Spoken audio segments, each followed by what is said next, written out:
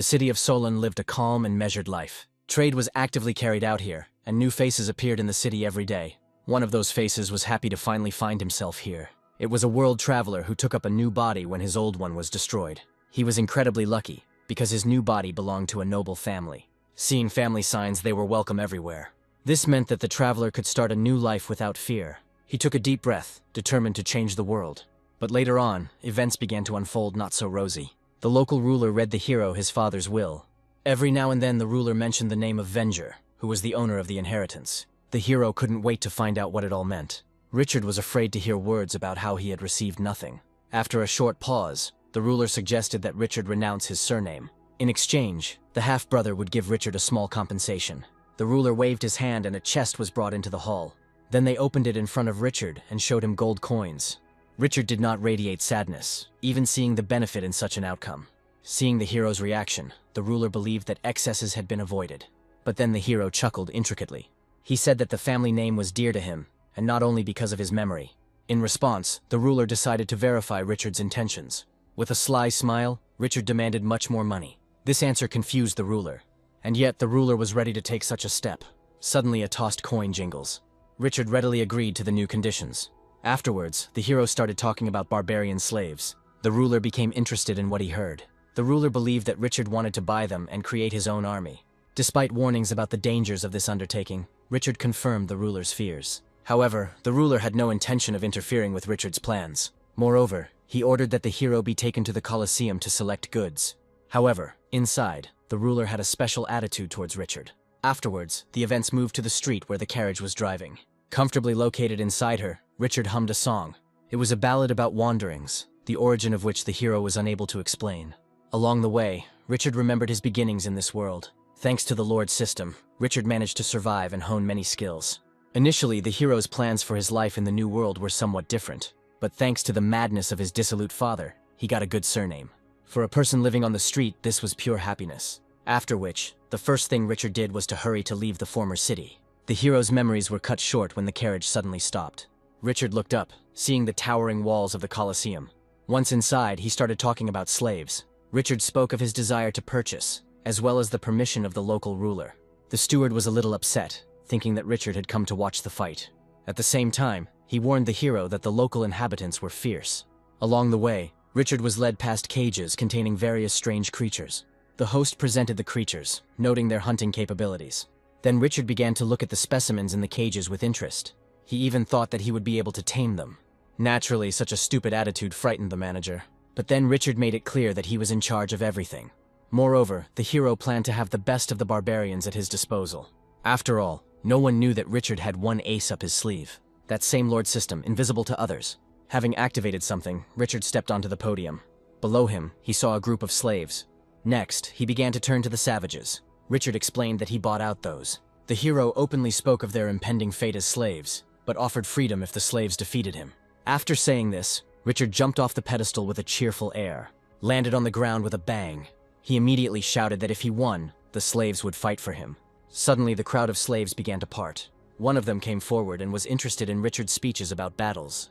The steward held her breath, for she recognized the barbarian. The barbarian himself stubbornly headed towards Richard. Russell, as the barbarian was called, warned Richard not to weep over his defeat. Richard made a motion with his palm, urging the barbarian to attack. The manager watched all of this from the balcony. She called out to Richard, warning him that Russell was the strongest of the slaves. She tried to call on the hero's companion standing nearby to bring him to his senses, but he could do nothing, for he had no such decrees. The manager was stunned by the developments. There was no way she could allow an aristocrat to die in her arena. At the same time, the other barbarians chuckled, wondering how quickly the aristocratic boy would be killed. Russell himself promised that he would be merciless. Then the barbarian made a move. He stretched out his huge hands towards the hero. He grabbed him by the shoulders and hit him in the head with his forehead. Russell didn't stop, changing his movements. He grabbed Richard's clothes tightly. Then, roaring, he threw him to the ground with all his might. The force with which Russell acted was truly monstrous. The impact even raised a certain wave of dust throughout the arena. Richard himself looked as if he had lost his life.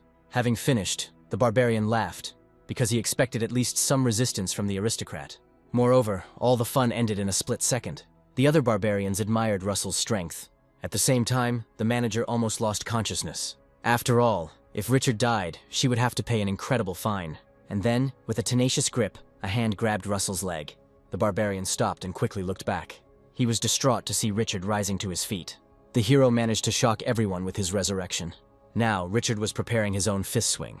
A moment later, he knocked the barbarian off his feet. Russell couldn't understand how, after everything that had happened, the aristocrat was okay. Little did he know that thanks to years of training, Richard had enchanted powers at his disposal.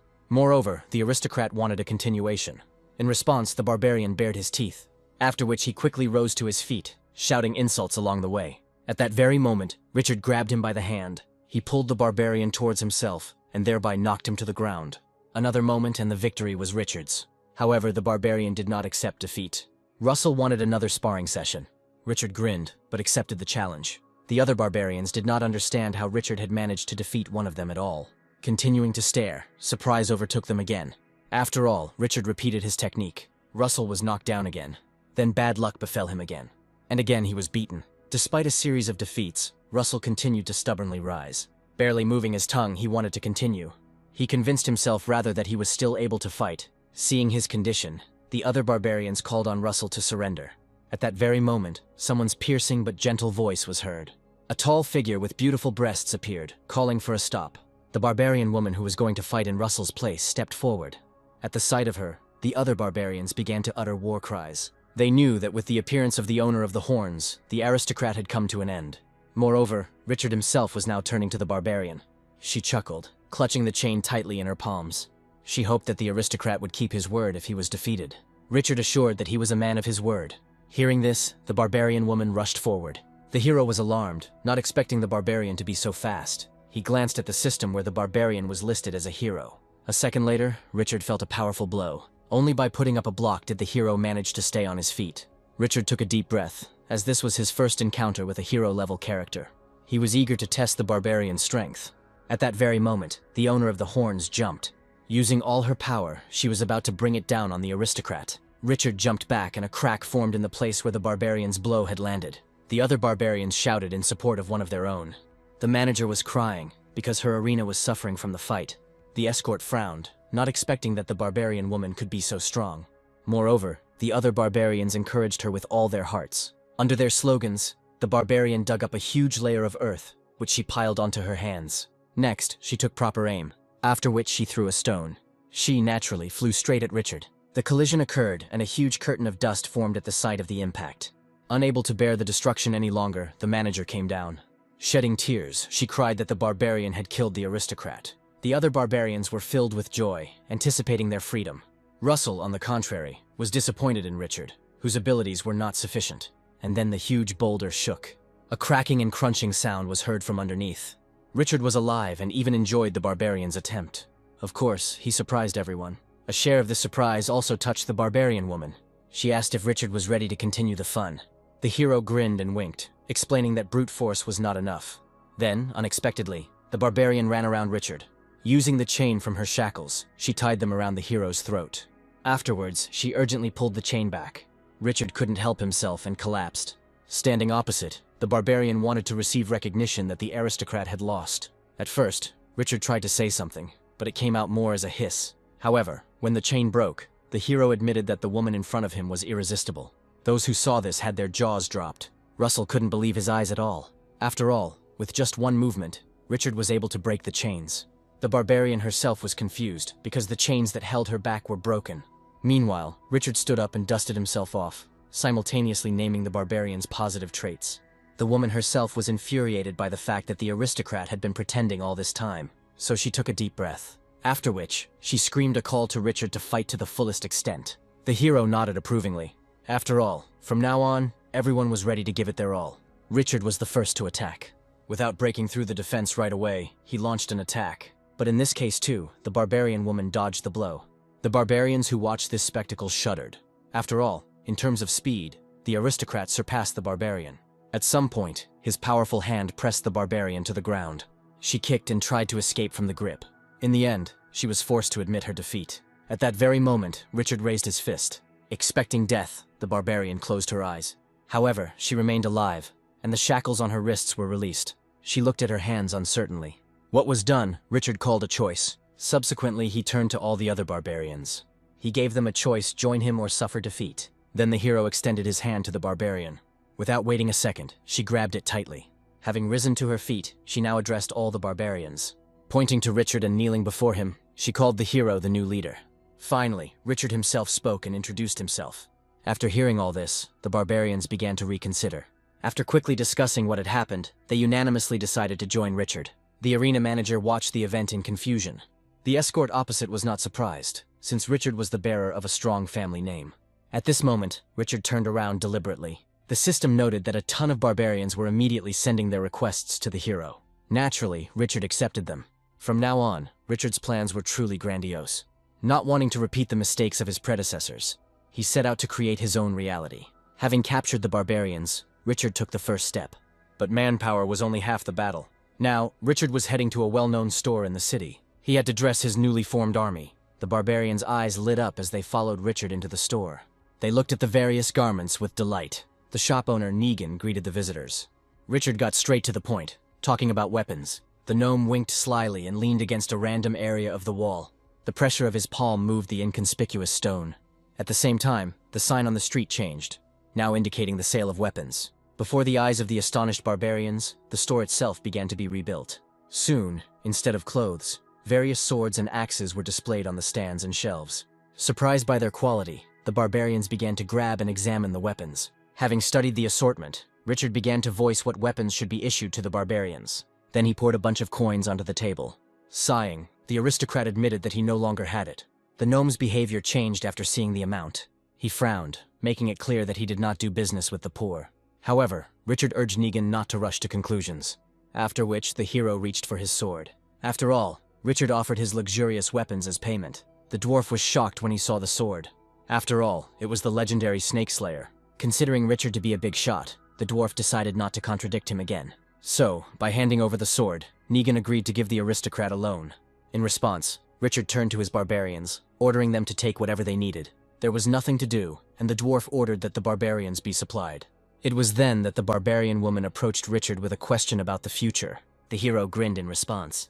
Richard reported that the next step would be the return of the native land. Thus began the march of Richard's tiny army. He spent most of the journey checking the map, but he had no idea that he was already being followed. Goblin Chieftain Harson watched his victims closely. The werewolf's roar was heard, demanding half of the spoils from Harson. But the goblins did not accept this demand with enthusiasm. Harson decided not to turn everything into an argument, but simply wait for the right moment to attack. The werewolf agreed, being a regular at a good fight. Afterwards, the werewolf leader burst out laughing. The barbarian heard this cackling out of the corner of her ear. She even reported her suspicions to Richard. However, the hero already guessed everything. Then he commanded the barbarians what they should do. Richard specifically called several of the barbarians to him. He secretly thrust into the hands of those he had called a small bag containing something that the others were supposed to swallow. Varvarka took a ball out of the bag and looked at it thoughtfully. The hero quickly explained that these were overseas medicines that made a person faster and stronger. Naturally, Richard was lying. In fact, they are planning to strengthen their troops through the system. Seizing the moment, he called up the system menu. The loading is complete and the upgrade menu appears. Richard carefully studied the list of his troops. Afterwards, move your finger to the side menu. In the list there, only one horned barbarian, Gunther, was listed as a hero. There, Richard also learned how exactly the barbarians would earn experience. But due to the system boost, the leveling up of those would have happened too quickly. It was precisely for this purpose that Richard came up with the very plan with the pills. Having tossed one of the pills properly, the hero caught it and squeezed it tightly. Continuing his performance, he assured the barbarians of the power of the magic pill. Meanwhile, Harson watched as the caravan stopped. The werewolf howled, anticipating the massacre. But then the goblin leader stopped him. The werewolf rushed things, thinking that the caravan members were afraid of an ambush. The goblin grinned in response. He believed that they suspected something was wrong, but would ultimately be unable to resist. So, Harson commanded the combined forces to go on the attack. A roar and shouts were heard from the mountain, which immediately caught the hero's attention. The barbarians formed defensive lines, preparing to repel the attack. A howl was heard, and the werewolf leader sent his brothers forward. Immediately after this, the rumble of troll footsteps was heard. A huge horde of various creatures moved from the slope towards the barbarians. Richard did not feel fear, but rather rejoiced at the coming of the fun. Next, grabbing the spear and aiming it. At the right moment, Richard threw it. The spear, rushing forward with its tip, cut through the air. From the outside, Richard's movement looked unnatural. The spear he threw left behind a flaming trail, and it was aimed right at the goblin leader. It seemed like the hit was unavoidable until Harson simply jerked his hand. With ease, he deflected the spear that had struck someone else. He appreciated the effort, but called it insufficient. Afterwards, once again giving the command to attack, the monsters that had previously been lined up now moved into battle. In front walked light infantry, which consisted of goblins.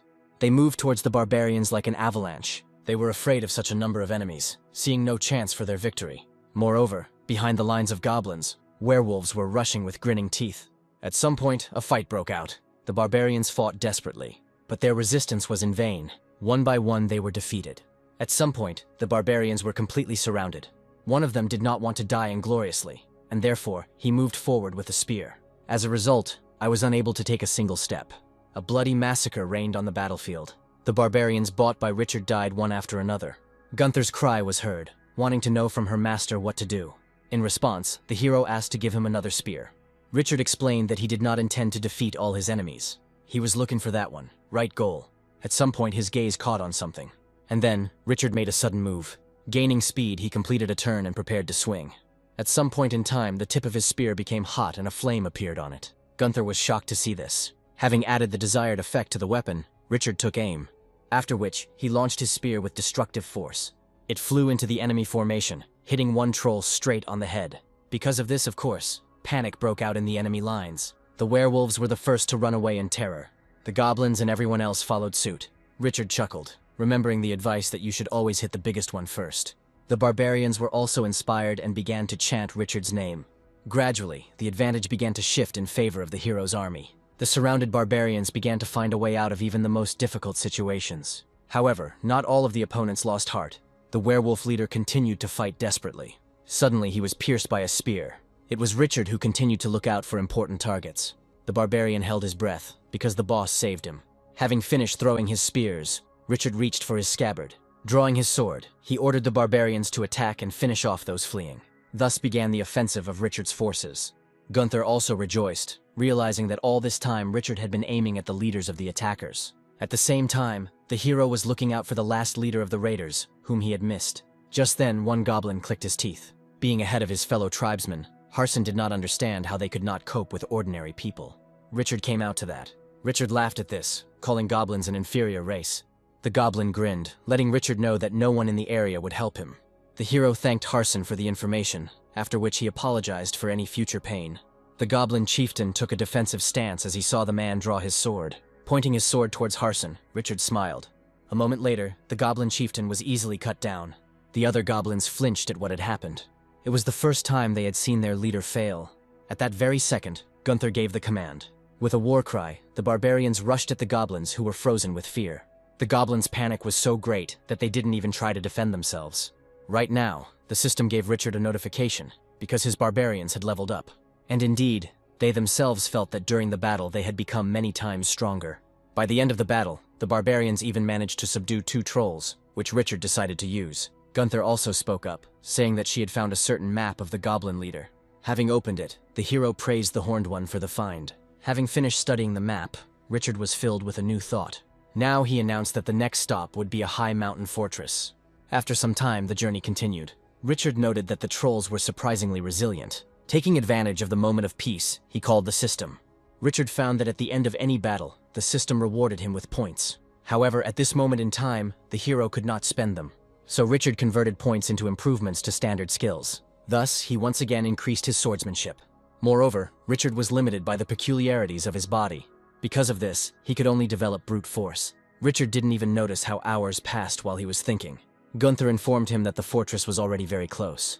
Then the hero commanded to make a halt. It just so happened that the surrounding area was perfect for relaxation. So Richard gave the barbarians a break. But even in moments of rest, Gunther followed the hero everywhere. While guarding him, she participated in all of Richard's daily affairs. At some point, Richard smelled the barbarian's sweat. Quietly, he shared his remark with her. Richard allowed the barbarian to occupy himself and not be distracted by others. A little embarrassed, Gunther thanked him for such kindness. Gunther did exactly as she was asked. Having found a quiet place, she began to slowly wash her body. For the first time, besides the feeling of freedom, she knew what grace was. Hours passed and night fell. Taking advantage of the darkness, Richard and his barbarians crept up to the fortress. He planned to capture it and turn it into his fortress. After examining the area, he saw a couple of kobold guards who were there. The barbarians laughed at the sight of them, considering the kobolds to be insignificant opponents. At the same time, a love drama was unfolding inside the fortress. The two kobolds couldn't agree on their feelings. Their affair was interrupted by Richard's rough penetration. The hero immediately announced that he had taken control of the fortress. Moreover, all the other kobolds had already been neutralized. However, the ruler of the fortress was not going to give up easily, and began to threaten Richard. He promised that punishment would overtake him. An hour later, the ruler of the fortress was already apologizing to Richard. Having heard enough, the hero ordered Gunther to untie the ruler, and even more so, getting ready to let go. Obeying, Gunther cut the rope. Having barely freed himself, the kobold ruler began to run away. As he ran away, he kept casting contemptuous glances at the invaders. No one suspected that the kobold ruler promised revenge. When everything had calmed down, Richard started talking about what had been captured. He believed that this place could serve as an excellent lair. He liked the location of the fortress and how it was arranged. But in particular, Richard noted the defensive structures of that one. In a word, if we had the forces, this fortress would have been too difficult to take. Later, Richard looked at the goblin chieftain's map again. Richard called the barbarians around, announcing some kind of combat mission. Then the hero began to seriously voice the kobold ruler's threats about a certain army nearby, and they could move to the newfound shelter. After hearing this, one of the barbarians did not understand why Richard had let the leader of the kobolds go. But Richard, for some reason, started talking about earnings.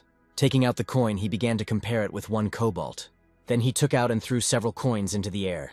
At some point, Richard caught a string of coins and loudly dropped them onto the card. He planned to deal with all the kobolds in one fell swoop. Having announced his plans, Richard marked the beginning of the meal. Gunther was openly worried that no one had attacked the fortress yet.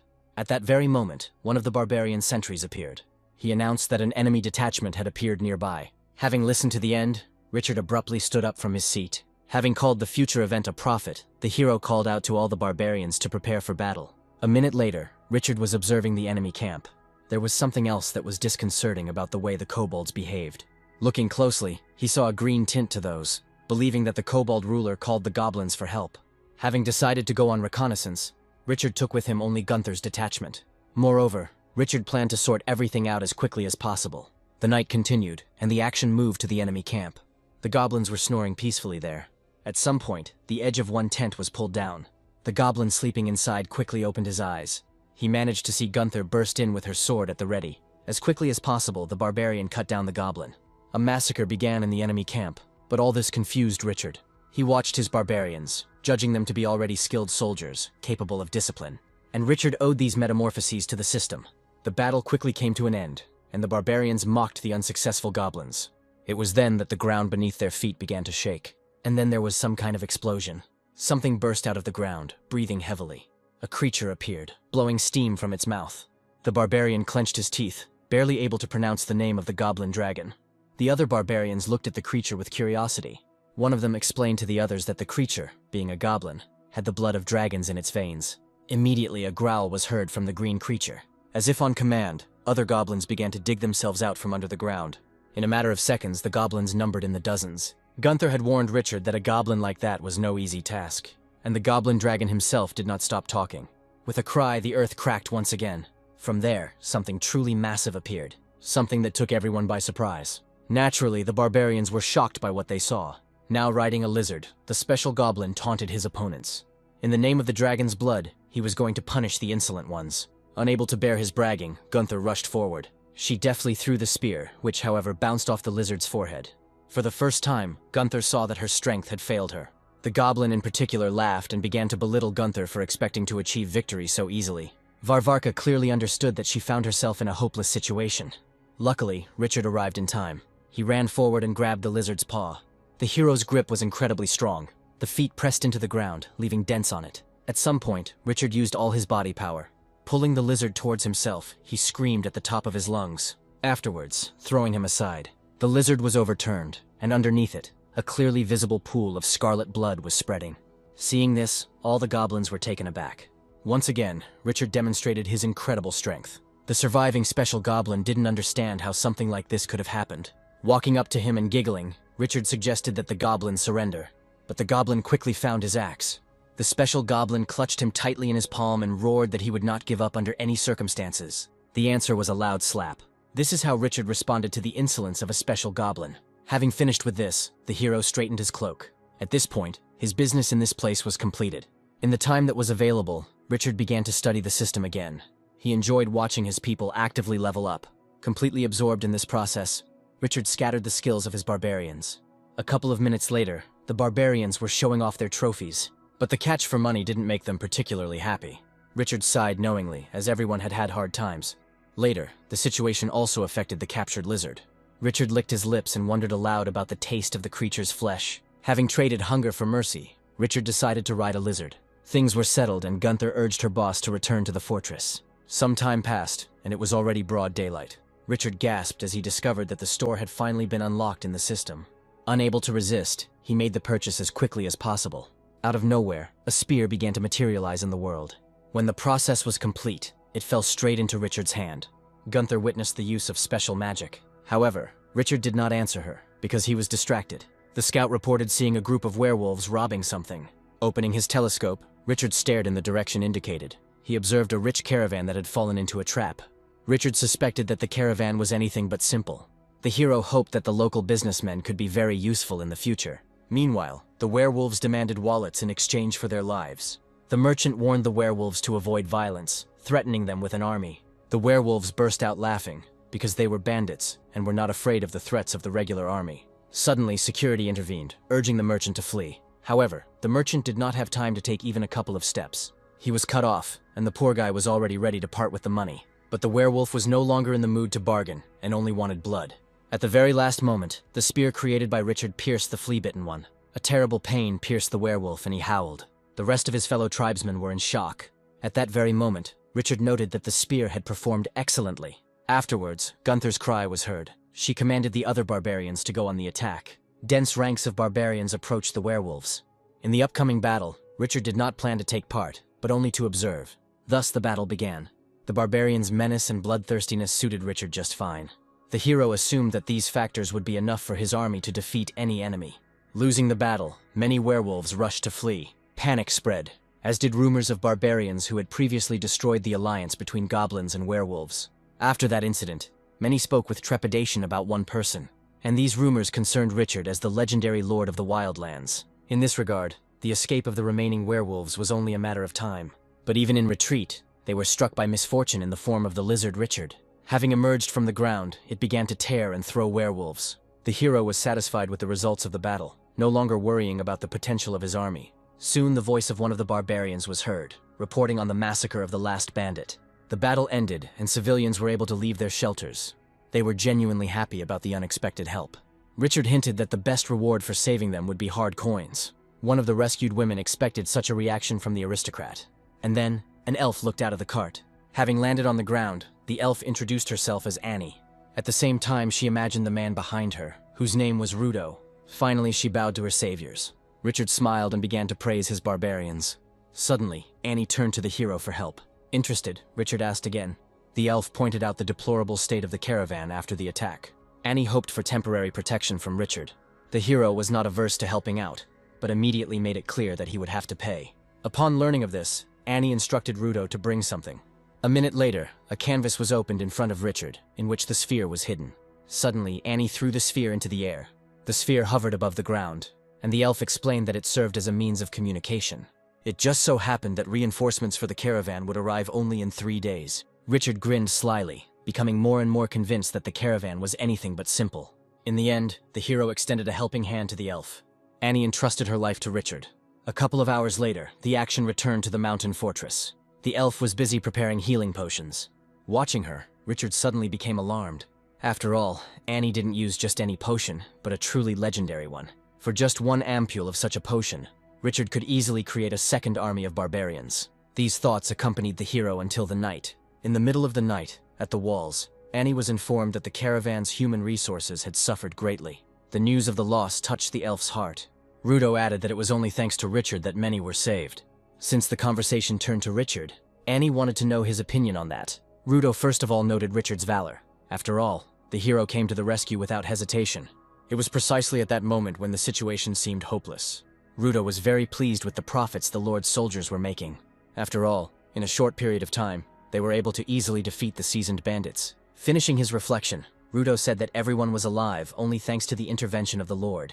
At the same time, the hero himself was thinking about guarding the caravan, which looked much more impressive than the barbarians in rags. Moreover, the barbarians were loud and often could not divide the spoils. Now it was felt especially acutely. In any case, fate smiled on Richard. In a short period of time, he managed to acquire a lot without even spending any coins. Moreover, the barbarians never ceased to delight Richard with their growth and skills. The pleasant thoughts were interrupted, as Gunther loudly called for her boss. Leaning back in his chair, Richard couldn't understand what the panic could be about. Varvarka reported about a large group of warriors that was moving towards the fortress. Gunther noted that they were half humans. And indeed, in the middle of the night the sound of hooves could be heard. The well-armed centaurs marched tirelessly. Ahead of them walked one person, holding a sword in front of her. A little while later, the centaurs reached the walls of the fortress. They were brought here by Heather, the leader of her clan. The lingering wait did not last long, because the tip of a spear flashed in the darkness. Heather noticed the flight of the weapon in time. Immediately after that, another 10 flew towards the centaurs. They stuck into the ground very densely. Heather appreciated the attempt to hit herself. However, she did not call off the attack. Richard grinned slyly as the centaurs ignored his warnings. And so he ordered to throw spears again. One of them was now definitely aiming at Varesk itself. Heather drew her sword and swung it, cutting the spear in half. Afterwards, he ordered his soldiers to stop the offensive. With a hint of shame in her soul, she reached into the saddlebag and pulled out a white cloth. Having wrapped it around a piece of a broken spear, Heather began to wave the cloth. Seeing this, Gunther reported that the enemy had decided to surrender. Richard decided to personally go to the negotiations, however, leaving enough people in the fortress. Next, as quickly as possible, he got to Varesk. Heather bowed and introduced herself. Richard did the same when he hid his sword. Hearing the hero's name, Varesk couldn't help but inquire about the truth of the rumors. The hero was surprised that they had heard about it. Heather said that many places knew about Richard's adventures. Richard was flattered by the flattery, although he decided to pretend that much of it was a lie. Afterwards, having taken out a certain tablet, Heather presented it to Richard as important news. Taking it and looking at it, the hero was unable to understand the writing. Heather briefly explained that the local inhabitants wanted to create their own army. Gunther quickly approached Richard.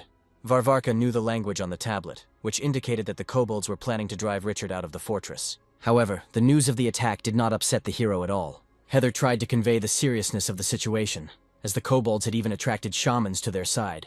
And yet the question remained open as to what the centaurs themselves wanted. Unexpectedly, Heather offered help on behalf of her clan. Richard accordingly inquired about this decision.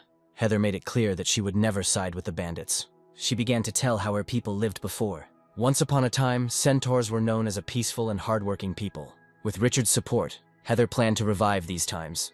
After Heather said this, the system gave Richard the corresponding request. In addition, centaurs were specialists in fighting from a distance. Later, Richard allowed the centaurs into the fortress. He told the people inside about the bad news. Annie sweat dropped at what she heard. Leaning into a chair, Richard specified that there would soon be new clashes. The elf was frankly afraid of the future, and yet she wanted to know when to expect trouble. After careful consideration, Richard named a deadline of 10 days. The merchants were incredibly worried. The barbarians, on the contrary, were looking forward to a good battle.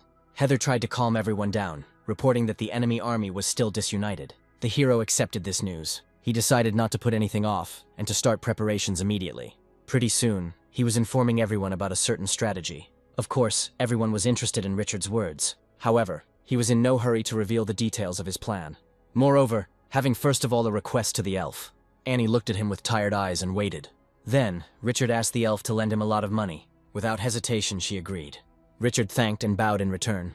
After some time, he turned to Heather, thus learning that under the command of Heather were the best archers. Using the system's store, Richard intended to equip his army with new ammunition. After completing the purchase, Richard would give Heather one special bow. The centaur was amazed that the aristocrat knew magic. Having received a small excuse, Heather decided to test the bow. Having knocked the arrow and pulled the bowstring, she took proper aim. Heather held her breath for a couple of seconds. At some point, she exhaled and released the arrow. Cutting through the air, the arrow hit a tree, hitting a wasp in the process. Richard was pleased with this demonstration. He already imagined how much the centaurs would increase his chances of victory, and Varesk herself was pleased with such an expensive gift. Richard reciprocated, hoping to watch her training some more.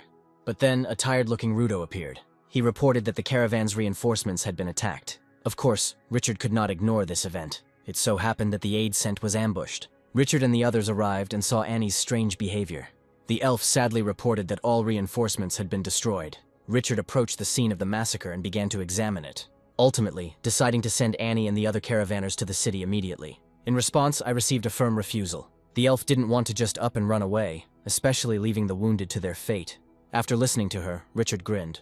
He agreed to continue protecting the caravanners, but he raised his wages. Grumbling, Annie gave her approval to the new conditions. At that moment, Heather noticed the unusual spear in the hero's hands. Heather believed the spear was homemade. Richard doubted that savages could master the art of weapons. Then Annie hinted to the hero that there were many savages, and they were all different. In particular, the elf noted certain northern tribes. The local inhabitants were known as stocky warriors. The history of almost every local tribe included thousands of battles. Therefore, there were many skilled blacksmiths there. After listening to her, Heather concluded that the reinforcements could have been attacked by the natives. Annie confirmed these fears. Richard still didn't feel any stress about this fact. Gunther, who was eager for battle, supported his mood.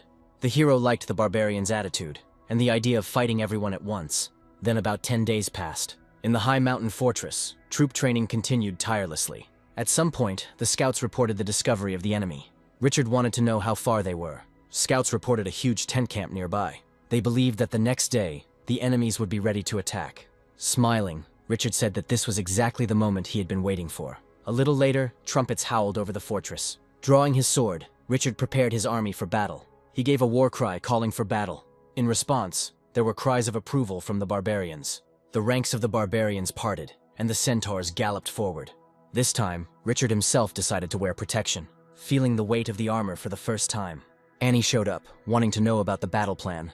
The hero planned a surprise raid, which would undermine the enemy's morale. Naturally, this idea seemed quite petty to others, but Richard urged people not to worry and to trust themselves.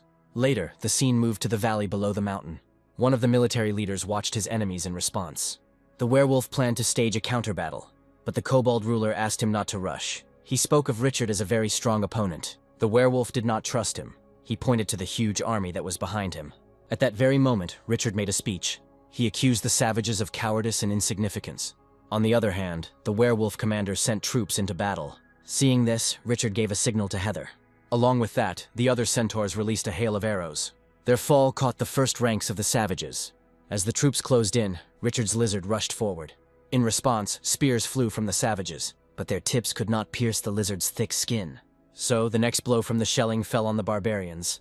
Finally, the moment came when both armies were in close proximity. Suddenly, somewhere halfway through the battle, the ground cracked and split apart. A goblin dragon emerged from there into the light of day. In response, Richard changed the direction of his lizard, at some point, giving a command that caused the beast to jump. Then the lizard plopped down with all its weight on the center of the enemy army. Taking advantage of the moment, Richard pierced a special goblin. Other barbarians followed his example. While the hero was at the front, Gunther took over most of the command. Soon the battlefield was stained with blood. However, the savages were in no hurry to surrender. Their heavily armed group headed straight towards Richard.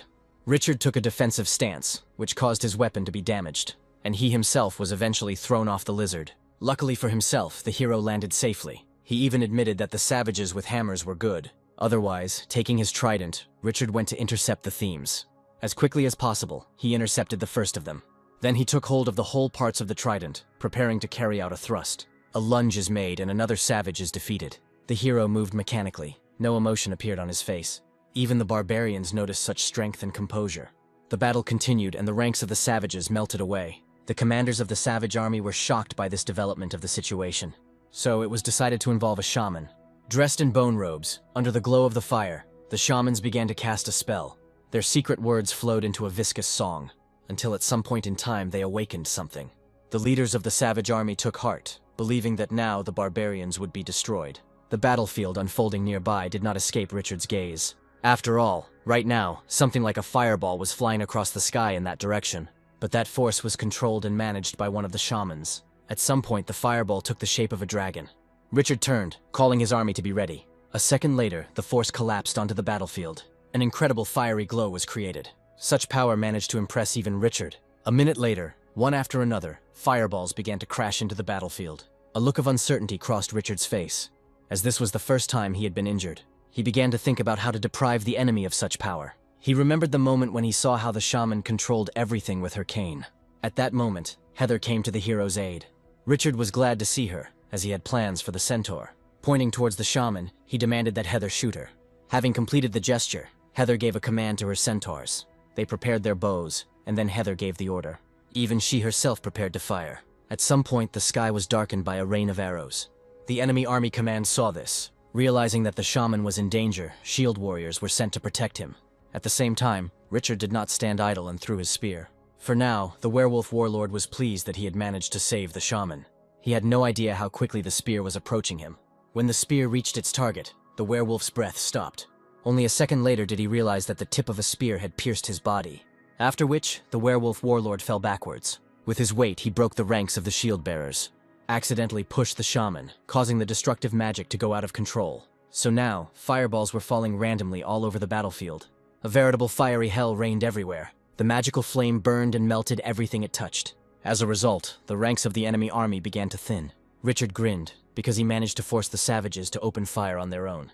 At some point, the kobold ruler ran up to the fallen werewolf warlord. The situation was at a stalemate, so the kobold ruler turned to the shaman for advice. Without answering, she began to perform some new magic. Meanwhile, Richard's army almost completely defeated the savage armadas.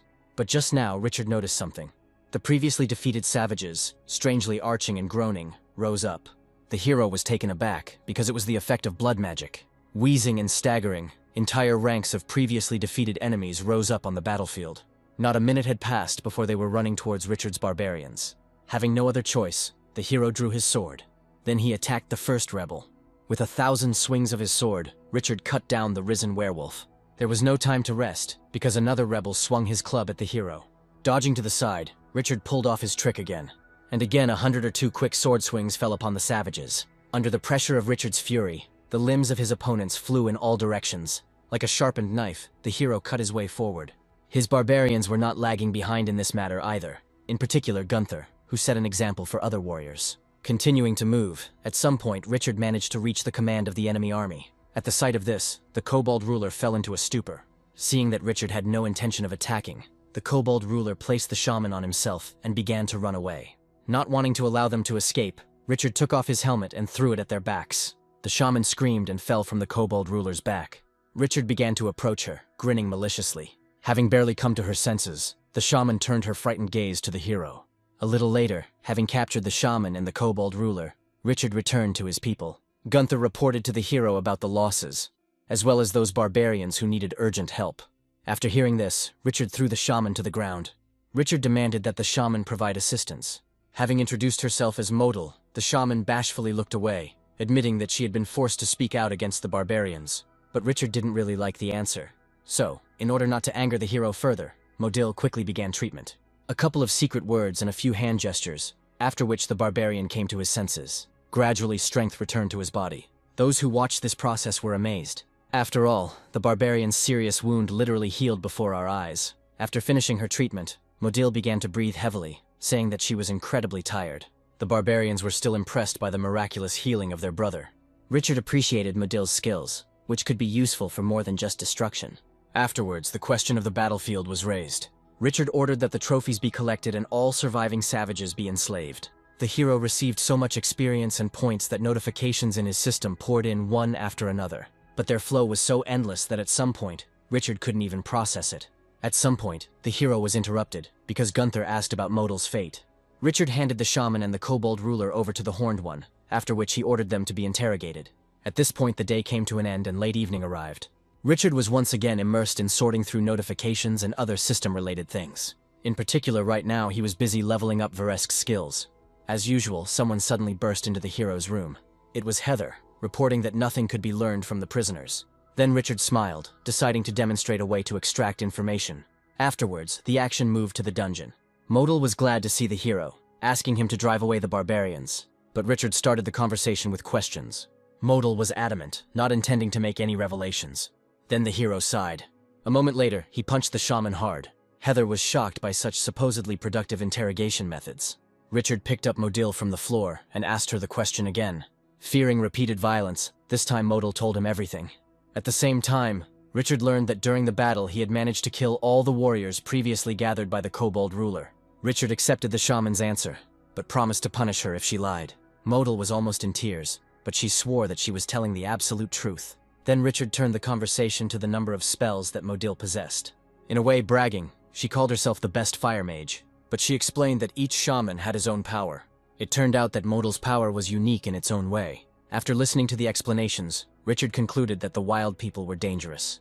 Afterwards, he called Heather to follow him. The hero's departure was stopped because the fate of the prisoners remained unresolved. Unexpectedly, Richard ordered that those be buried. Hearing this, Modal screamed, ensuring her usefulness. The hero wanted to know how the shaman could be useful. Trembling and stuttering, Modal began to talk about her discovery in the mountain fortress. She noted 2 ogres that had previously been captured by Richard, and that were trainable.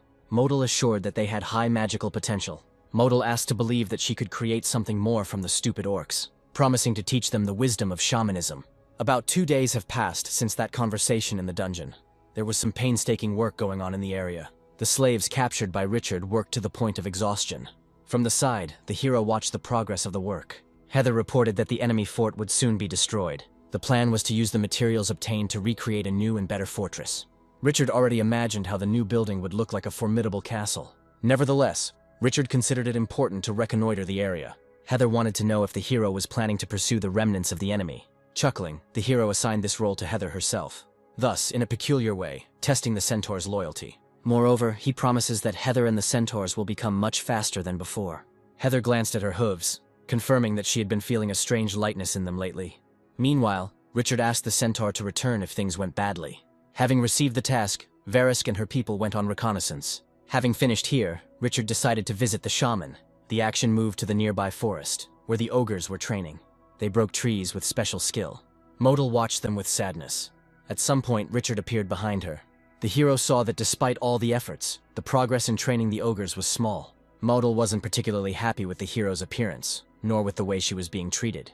At some point, tired of all this, Modal decided to show the ogres how to cast spells. At that moment, the behavior of one of the ogres changed. He waved his arms strangely and stamped his foot, and the tone of his skin changed.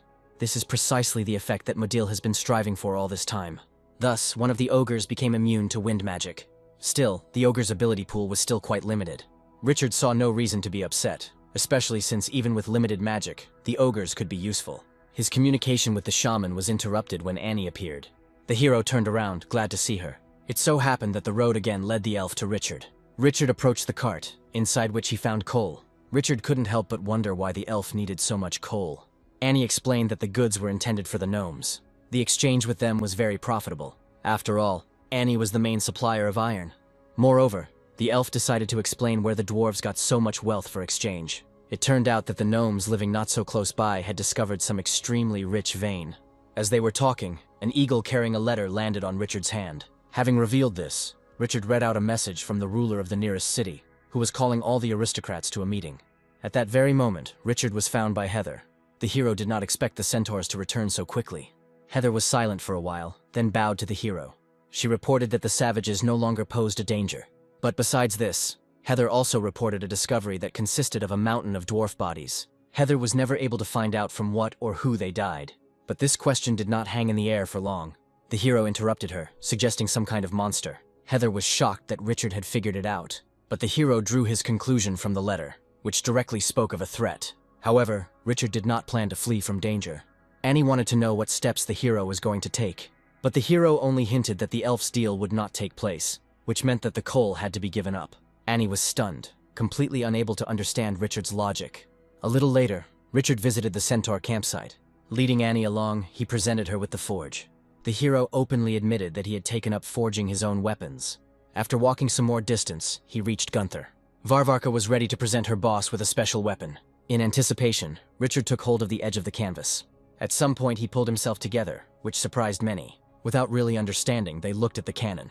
Hours passed and gradually day gave way to night. In the place where the gnomes were found, crows had their feast. Heather led Richard to this discovery. While examining the area, huge footprints were found. Heather imagined that there were a huge number of bear people. She knew that if she met them in person, she would have to flee. Once again, Richard was glad that he had upgraded the centaurs and that they were not in any danger. Otherwise, the centaurs could have faced the same fate as the dwarves. While he had the opportunity, Richard ordered the barbarians to inspect the dwarves' belongings. After a quick inspection, the barbarians reported that everything had been stolen. Knowing something about the bear people, Annie reported that they never left anything behind, but Richard did not quite agree with the elf. While examining one of the tents, something caught his attention. Coming closer, he bent over one of the vessels. There was some kind of liquid in it, into which the hero did not hesitate to dip his finger.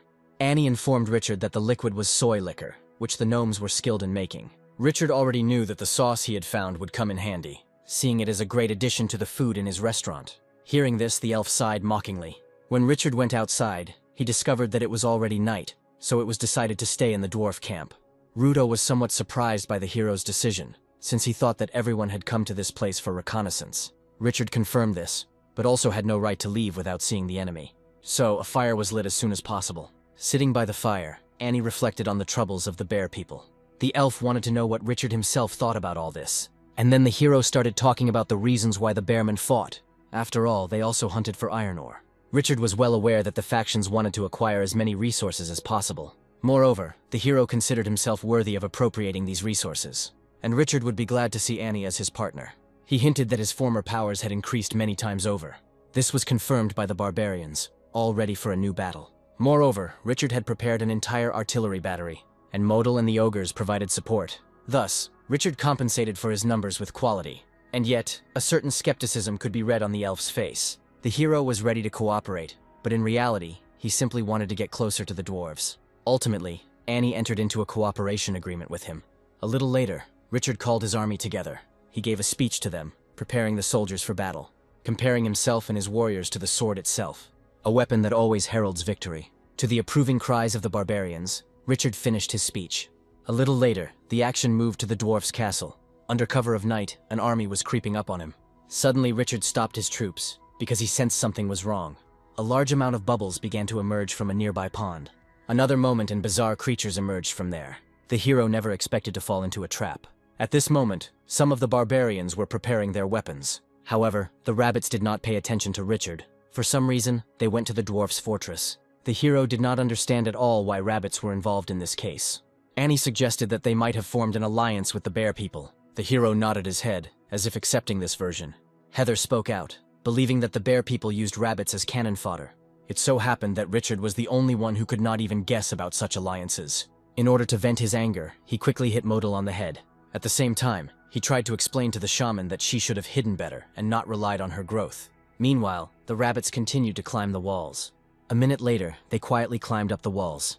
One of the dozing dwarf guards glanced to the side, half asleep. He noticed the grinning rabbit, who was already raising a dagger over him.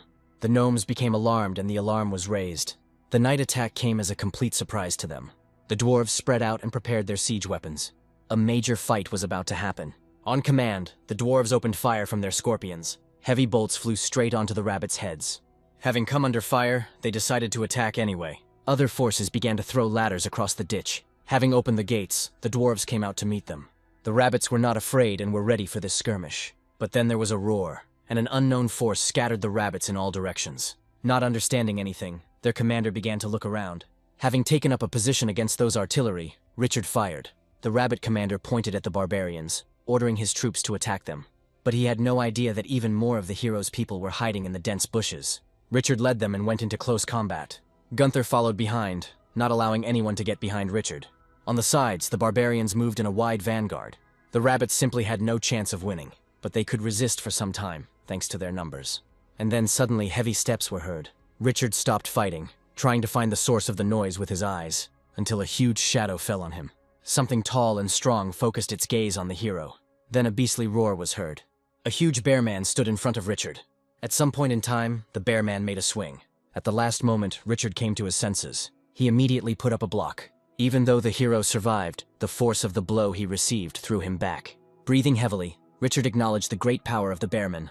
The creature let out another roar, and a couple more bearmen appeared next to it. They were joined by the rabbits, who went into battle together. The centaurs responded with volleys of arrows in their direction. A new and extremely bloody stage of the battle began. Taking advantage of the surprise factor, a new team of rabbits emerged from the river. They went to the flank of Richard's troops. Wanting to be useful, Modal began to work her magic. By casting a long spell, the shaman summons a fireball. Sparkling, he aimed at the center of the enemy army. At some point it collapsed and swallowed up many opponents. But magic was not the only surprise Richard had in store for his enemies. Magically awakened ogres also demonstrated their usefulness. The battle below was actively watched from the dwarf fortress.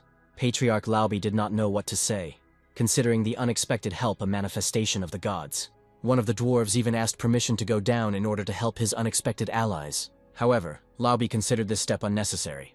The Patriarch considered it more important to take care of his people, giving the honor of the battle to others. At some point, the enemy army began to regroup. Richard considered it important to break the enemy's will to resist. So he used magic. Using the system, Richard summoned a magical vortex. He began to rush across the battlefield, capturing and circling all the enemies around him. The enemy lines broke up again, so Richard gave the signal for a new attack. With his sword, he aimed at the obvious leader of the Bearmen. However, defeating him was not so easy. Richard swung again, this time activating a new power. At a certain point, using that shout, sparkling magic engulfed his sword. Seeing this, the Bearman was overcome with numbness. A moment later, Richard cut him in half. The system immediately notified the hero that he had received a large amount of experience. Even the ogres finally began to actively use their magical potential. Fearing the fiery breath, the Bearmen did not notice how Gunther approached them. But suddenly the weapon was knocked out of her hands, after which the barbarian woman was thrown to the ground, and they gave her a good kick. Gunther rolled away head over heels. This did not go unnoticed. Enraged, one of the barbarians threw his axe towards the Bearman. That flight was easily repelled, but the Bearman was not able to boast of his superiority for long. Using the invisibility of one of the ogres, Richard secretly approached him. A couple of seconds later, all the other important characters arrived at Gunther's side. Luckily, the barbarian survived thanks to her special technique. Without wasting a moment, Gunther thanked Richard for the incredible battle. But right now, something new has begun to happen in the middle of the battlefield. A reddish haze was spreading over the bodies of the dead. A few moments and the dead came back to life. Even Model couldn't understand what was happening to them. In fact, it was a manifestation of the Berserker spell. This means that there were also shamans on the attacker's side. As a rule, only the Minotaur tribe possessed such magic. But right now, history has taken a small step back. The story began about the Minotaurs who lived on the outskirts of the famous empire. In addition to physical strength, these creatures actively relied on their magical potential. But the Minotaurs could barely cope with their own power, often falling into madness. This madness made the Minotaurs practically invincible on the battlefield. For their cruelty, they were often called the Bloody Hooves. History returned to reality, where, under the influence of Berserker's magic, the enemy army went on the attack. Their eyes blazed with rage, and their throats emitted an endless scream. Richard didn't know what to do about it, but Modil was sure that the Minotaur shaman had not finished casting the spell. What he heard calmed Richard, because it gave him a chance to win. Besides, he was already counting on Gunther, who had previously fought well. Leading the barbarians, they soon broke the resistance of the Berserkers. At some point, they even began to drive the enemy away. Richard gave his soldiers instructions not to finish off those lying down and deserters. When the battle was over, Richard decided to visit the dwarves. As quickly as possible, the hero approached the walls of the tech castle, but Laubi ordered the people not to dare get any closer. Then Richard introduced himself loudly, and Annie even reminded the dwarves of their acquaintance. Hearing the elf's voice, Laubi suddenly became kinder. A minute later, he was already letting unexpected allies inside. Annie hastened to introduce Richard to the Patriarch. Laubi nodded and suggested discussing all other issues inside the fortress. The hero didn't like that the dwarf was in no hurry to thank Richard for the victory, but he preferred to ignore the attacks directed at him.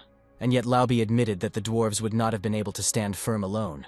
Hearing this, the hero let out a chuckle. The dwarf frowned, thinking that the little man was making fun of him. Richard hastened to explain that he had never intended anything of the sort. Annie intervened in the situation, trying to calm them both down. After listening to her, Laubi believed that Richard was certainly a very strong spirit. However, the hero made it clear that he was not into such practices. Laubi scratched his beard, not understanding how the knight could not develop his spirit. Richard almost laughed, because they called him a knight, although he himself did not consider it so. This conversation fizzled out, and the elf raised the topic of danger in the area. Laubi sighed, explaining that the enemies would definitely return. The dwarf suggested that everyone rest first, to which Richard readily agreed. With a wave of his hand, the Patriarch gave the right to occupy any empty house. A little later, Annie asked Richard for forgiveness for the rudeness of the head of the dwarves. But the hero did not feel any discomfort, since he was not overly proud. Yet Richard believed Laubi was weak as a leader. Annie judged Richard for the first time because his worldview was too black and white. The hero did not argue, only making it clear that in the presence of an enemy, the only thing left to do was fight. Afterwards, wishing the elf a good rest. Thus the night continued. This period of time was difficult for the gnome. Many of them were afraid that the monsters would return again. Meanwhile, in his chambers, Richard inquired about Heather's well-being. The centaur complained to the hero that the ceiling in the room was too low. Suddenly, she felt a vibration. Richard also jumped, because he felt the whole building shaking. But it quickly dawned on him that it was not an earthquake at all. His concerns were about something completely different. The sound of signal trumpets was heard in the tracks.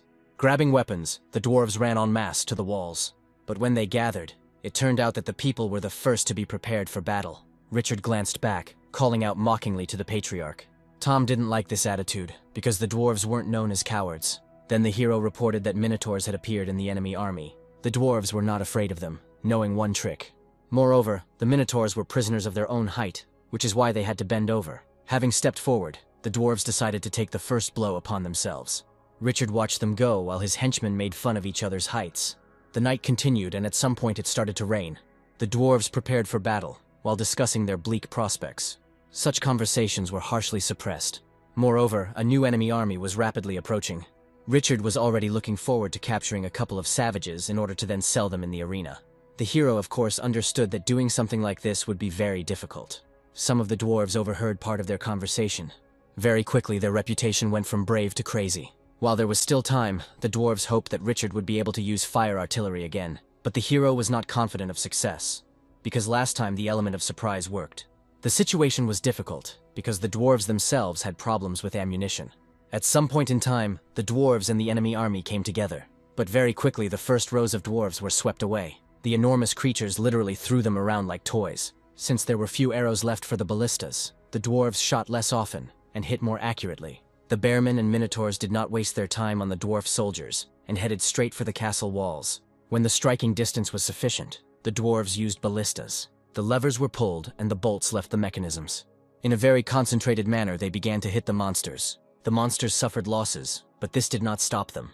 The pain only fueled their rage. Gradually, the dwarves lost ground in the battle. Laobi became frightened, thinking that the end had come. Watching all this, Gunther believed that Richard should have intervened. Then, Richard remembered his magical squad.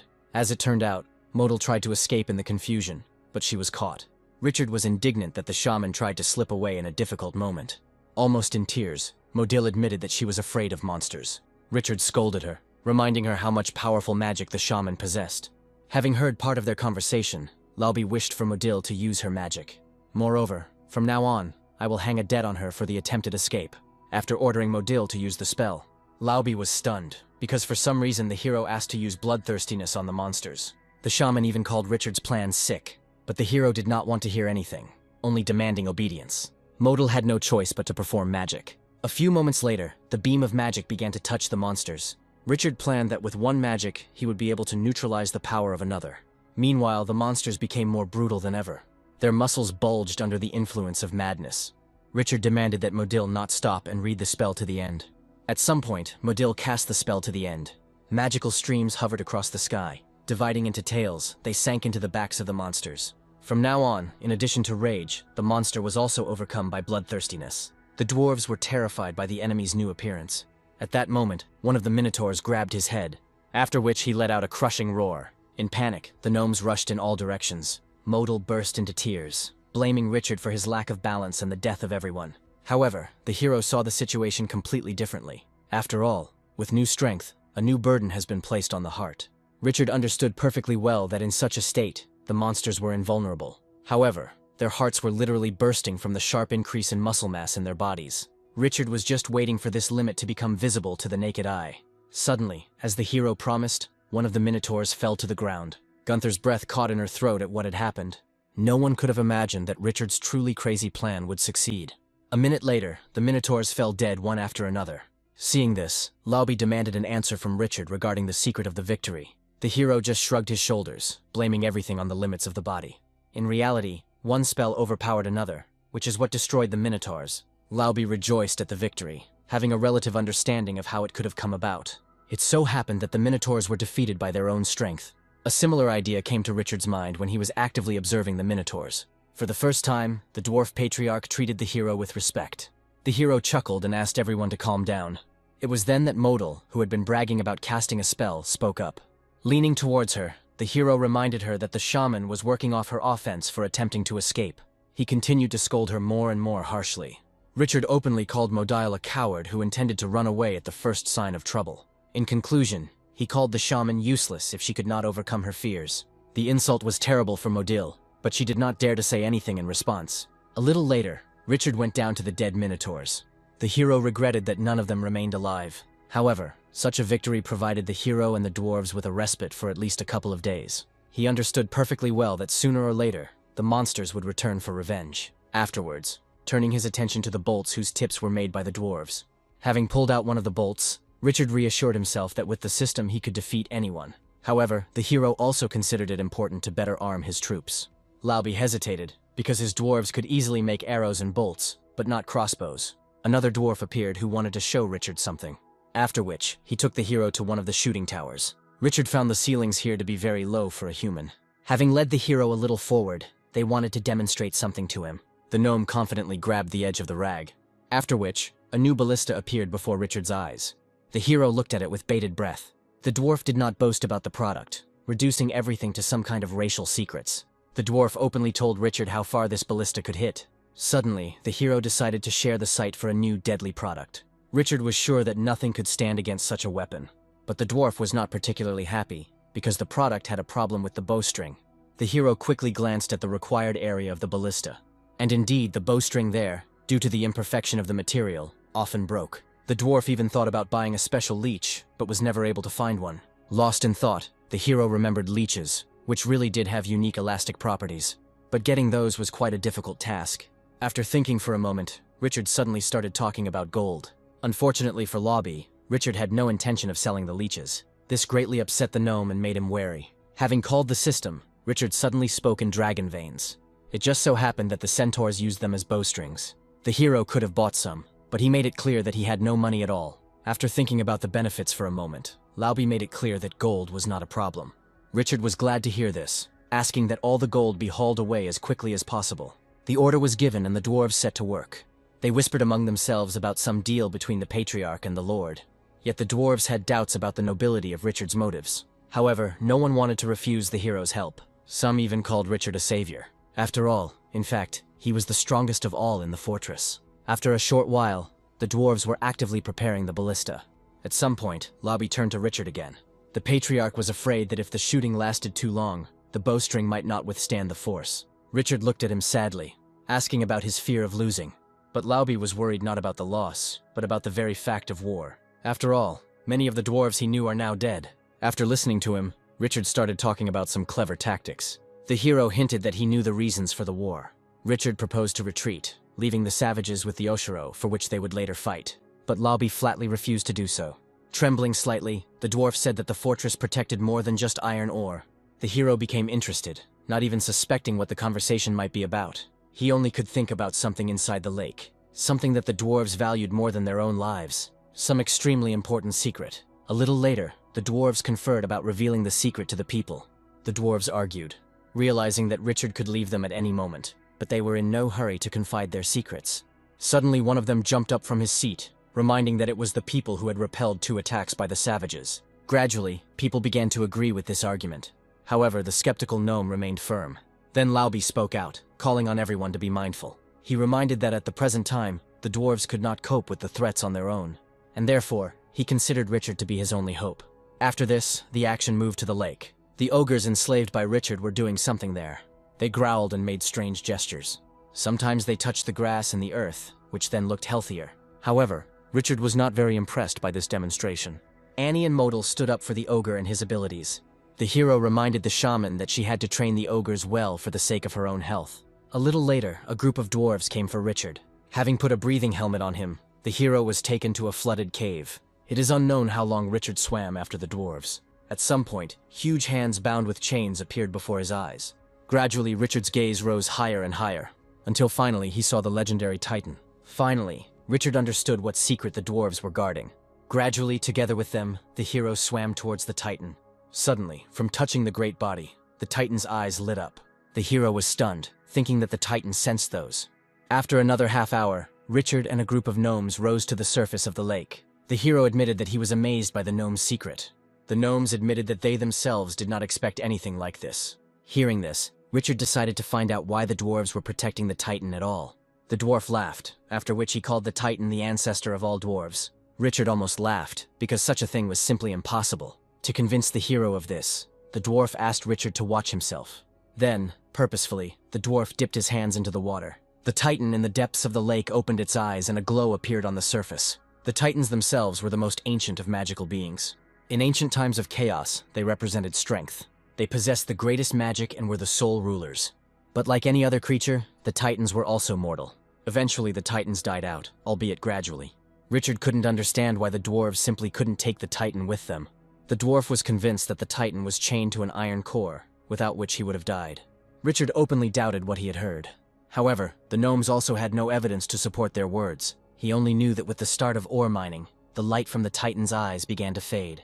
Finally, what was happening was coming together in Richard's head. The dwarf also noted that the Titan was always active on the days of the full moon. Supposedly, at such a time, the Titan was at the peak of his power.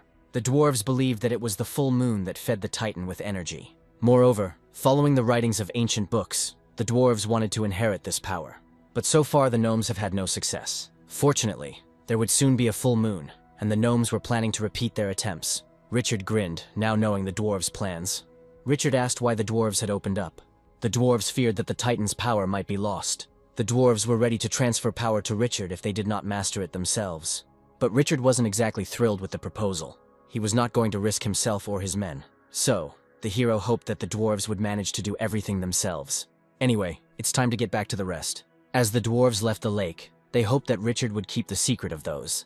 In particular, the dwarves wanted the truth to be hidden from the elf. The hero assured that he would be as mute as a fish. An hour later, Richard returned to his barbarians. The hero lied that he accidentally fell into the lake. As Gunther handed Richard a towel, she informed him that everyone else had gone with Annie to watch the ogres train. The hero nodded, secretly hoping that the dwarves' plan would work out. But the idyll did not last long, because the clatter of Heather's hooves was heard. The centaur, jumping, reported some kind of trouble. It turned out that the enemy army was again moving towards the dwarf fortress. Richard sighed, because they were at the wrong time. Heather also reported that this time there were many more savages. Richard became cheerful, because another battle was inevitable. The hour of battle was approaching. The pipes on the fortress walls howled. The dwarves were preparing for battle. This time their spirit was strong. By knocking on their shields, they asked their god for a blessing. They were watched from afar. The commander of the new army of savages believed that the resistance of the fortress inhabitants was senseless. He ordered the destruction of the fortress before sunset, after which, the signal to begin the attack followed. Laobi was sad that his new attempt to obtain the power of the Titan had failed. Richard brought him to his senses, because the dwarves needed the patriarch. Meanwhile, a new signal was heard from the enemy army. The savage troops went into a rapid march. The dwarves closed their shields, preparing to receive the onslaught. The roar grew louder as the army of savages drew nearer and nearer. But this was also an opportunity for the defenders of the fortress. Having let the enemy get to a sufficient distance, Richard gave the order. The ballistas banged loudly. The arrows fired by the centaurs whistled. The enemy army suffered its first losses from a ranged attack. Then both forces finally moved to close combat. Standing on the walls, Modil performed her magic. From somewhere in the clouds, fireballs began to fall onto the battlefield. Total confusion reigned. Taking advantage of it, Richard set out with his men. First of all, the aristocrat aimed at the big savages. With a well-aimed blow, he cut off the bear man's arm. The ruler of the savages saw this, and so he hastened to avenge his brother. With just one swing of the flail, Richard was thrown aside. This small defeat was seen by Gunther. Fortunately, Richard himself managed to survive. Although slightly wounded, he acknowledged the Bearman King's skill in battle. Swinging his flail, he only replied that he would take the aristocrat's life. His arrogance angered Richard. He moved forward, cutting down his opponents along the way. The terrible massacre continued for some time. Eventually, the fog of war cleared, revealing a gruesome picture of the consequences. Gunther tried to call Richard and let him know that the barbarian forces had weakened. Hearing this, the hero hastened to call the system. From their lairs, Richard learned that for the first time he had suffered serious losses. Moreover, without regard for the victims, the savages continued to push and push. Richard decided to retreat to the dwarf castle. Under the protection of the centaur's fire, both allied forces retreated. The weather changed, and the sky became covered with clouds, from which heavy rain poured down. The dwarves could barely hold on. Their injuries were severe, and many did not respond to treatment. Richard was infuriated by the fact that Laobi kept finding time to mourn his fellow tribesmen. Richard approached and grabbed the patriarch by the beard, calling on him to be a leader. Wiping away his tears, Laobi agreed to do just that. And yet, even the hero was sad to see how the ranks of the dwarves thinned. Suddenly Annie spoke up, wanting to find out the situation. Somewhat rudely, Richard replied that the assault on the city had begun. Although Annie could clearly hear the active clanging of swords, every now and then it was interrupted by the roar of the battering ram pounding the gate. Richard assigned the ogres to the dwarves to help hold back the onslaught. Using magic, they temporarily turned the wooden gates into stone. But the besiegers did not sit idly by, waiting for the ram to do its job. Having placed ladders, they made their way onto the walls. The dwarves were caught off guard once again. What was once an equal fight has now turned into a real meat grinder. Modal hurried to Richard, reporting on the bad things that were happening. The hero did not expect the situation to develop so badly. Then Richard began to reproach the shaman for not using magic to stop the enemies. Sighing, Modal turned all her complaints to the rain, which would neutralize the fire magic. At the same time, the fortress gates could not withstand the attack. Spears and axes were thrust through the resulting hole. Following them, savages tried to get inside. It was just now that Richard arrived at the breakthrough site. A second later, Laobi also rushed in, with no more than 100 dwarves left under his command. The hero became thoughtful and began to think about how to win. It turned out that each one had to kill at least 100 savages. But first, Richard decided to sow confusion among the savages. And so, he led into battle everyone who was on his feet. Flawlessly, Gunther followed first. Richard led by example, slashing mercilessly with his sword. All those who found themselves in his path met death. The Bear King saw the hero again, ordering everyone to concentrate on him. At his command, fresh forces of savages set out. Richard tensed, as if he had expected exactly this. The next moment, he cast a spell. Magic saturated his sword, which he then slammed into the ground. Gunther smiled as she watched the savages fry until golden brown. For Richard, it was an hour of triumph and demonstration of his power. And yet, there was a weak link in Richard's army. No matter how desperately the dwarves fought, they were losing ground. Gunther warned Richard about this situation. Stunned by what he heard, the hero looked back, and then demanding that Modal use bloodthirst magic. The shaman immediately got down to business. Under pressure from Richard, she cast the spell in a short period of time. Afterwards, the magical tails began to strike the bodies of the dwarves. Next, Richard called the ogres to action. Obeying, they stood behind the dwarves. It was at this moment that a new wave of savages was supposed to fall upon the defenders of the fortress. Their very first blow with the sword turned into a fiasco. The sword simply broke when it hit the dwarf's forehead. Driven by bloodlust, the dwarves themselves launched a counterattack. Masha in all directions, they began to wield their hammers and axes. The savages never expected such resistance. Just a couple of minutes, and the balance of power on the battlefield has shifted. Seeing this, the Bear King called upon the new savages to stop the advance of the dwarves. Fresh forces have moved in to intercept the topics. Seeing this, Richard ordered the ogres to cut off the enemy's path. And then one of them slammed his palm into the ground with all his might. The next moment, roots began to emerge from the depths of the earth. With their dense interweaving, they stopped the advance of the savages. Getting over the wide strip of roots was quite a challenge. The Bear King swore, acknowledging Richard's intelligence. Richard grinned contentedly, having managed to cut through an army of savages. Jumping on another ogre, he ordered it to use invisibility. The ogre obeyed and moved in the direction indicated by the hero. Taking advantage of his stealth and strength, he secretly squeezed between the roots, eventually allowing Richard to creep up to the Bear King unnoticed. At a certain moment, the hero called out to him. Then he suddenly pierced him with a sword. The Bear King only managed to cry out in pain. Richard said goodbye to him mockingly. In full view of everyone, the Bear King swayed and collapsed. Because of what happened, the morale of the savage army fell. The news of the king's death spread, and they began to flee. Richard's troops began to pursue them. Now, the savages were killed without any pity. Richard only hissed in disappointment, admitting that the savages' fighting spirit was extremely weak. Their huge horde hastily retreated from the dwarf fortress. At this event, the day ended and night came.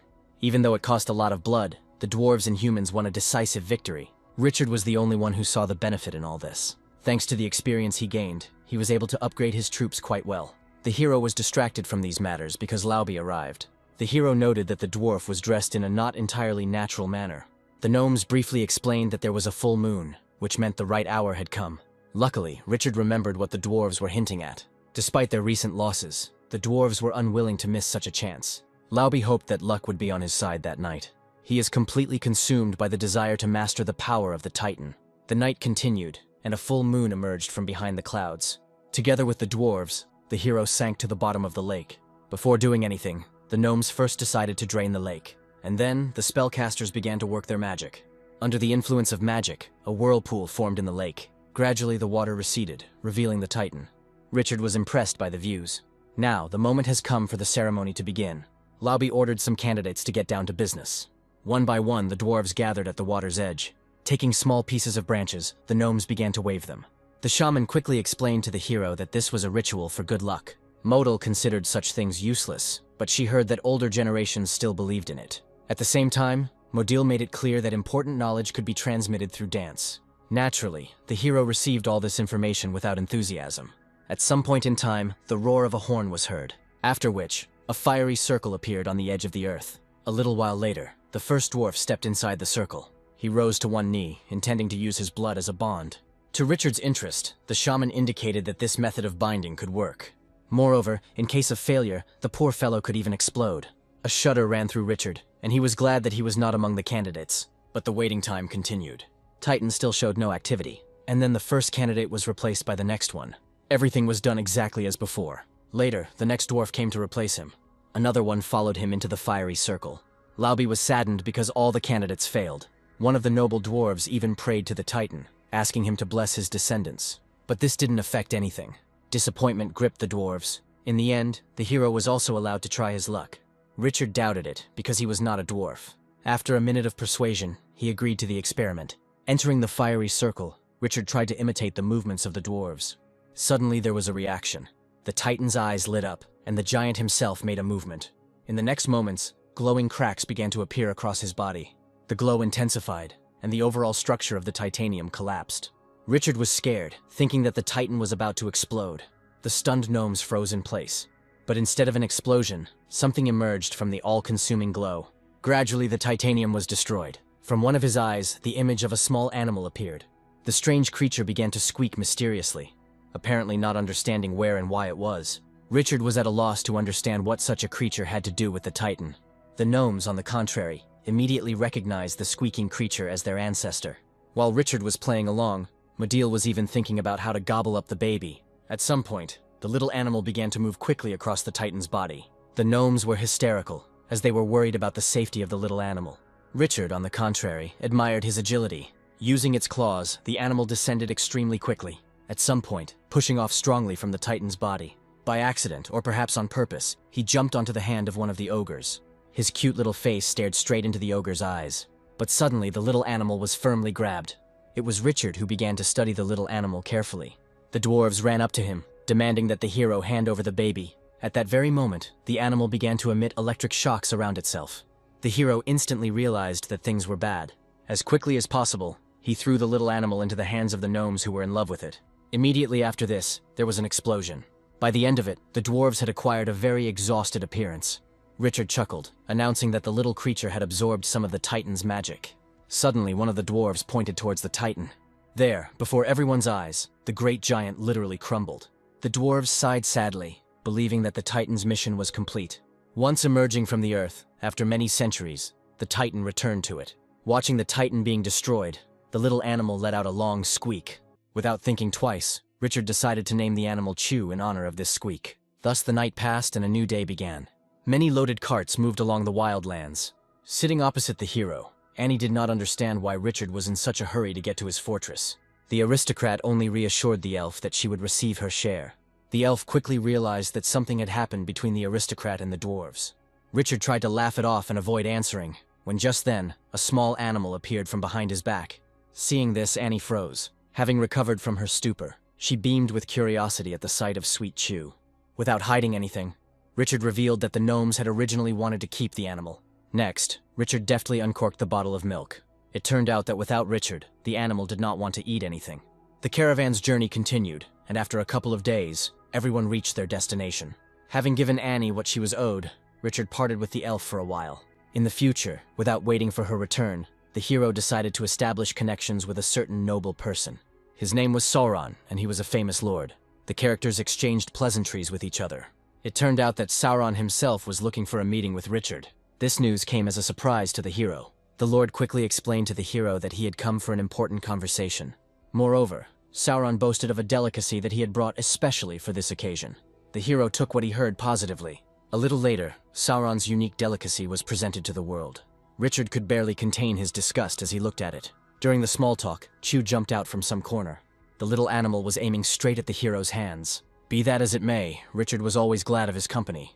Moreover, the animal passed a nut to the hero. With a little effort, Richard split it with ease. Then he deftly throws the seed into his mouth.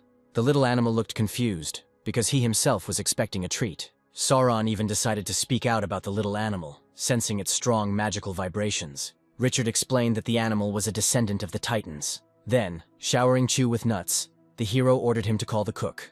The little animal swallowed the entire scattering in an instant. Next, rush as quickly as possible towards the kitchen. A little later, Sauron's delicacy sizzled in the oil. While eating, Richard thanked Sauron for the help he had once provided. The Lord grinned in response. He was even ready to tell the hero the reason why he did this. Even if he didn't say it out loud, Richard was already anticipating some kind of boring dialogue. Subsequently, the Lord started talking about the political situation. He spoke directly about the two factions that were in charge of everything in the Empire.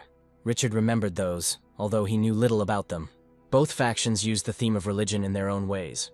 The followers of one believed in higher powers, while the others worshipped the elements themselves. Followers of higher powers had great power and influence in the Empire, but since the Empire was vast, there were centers of worshippers of the elements everywhere.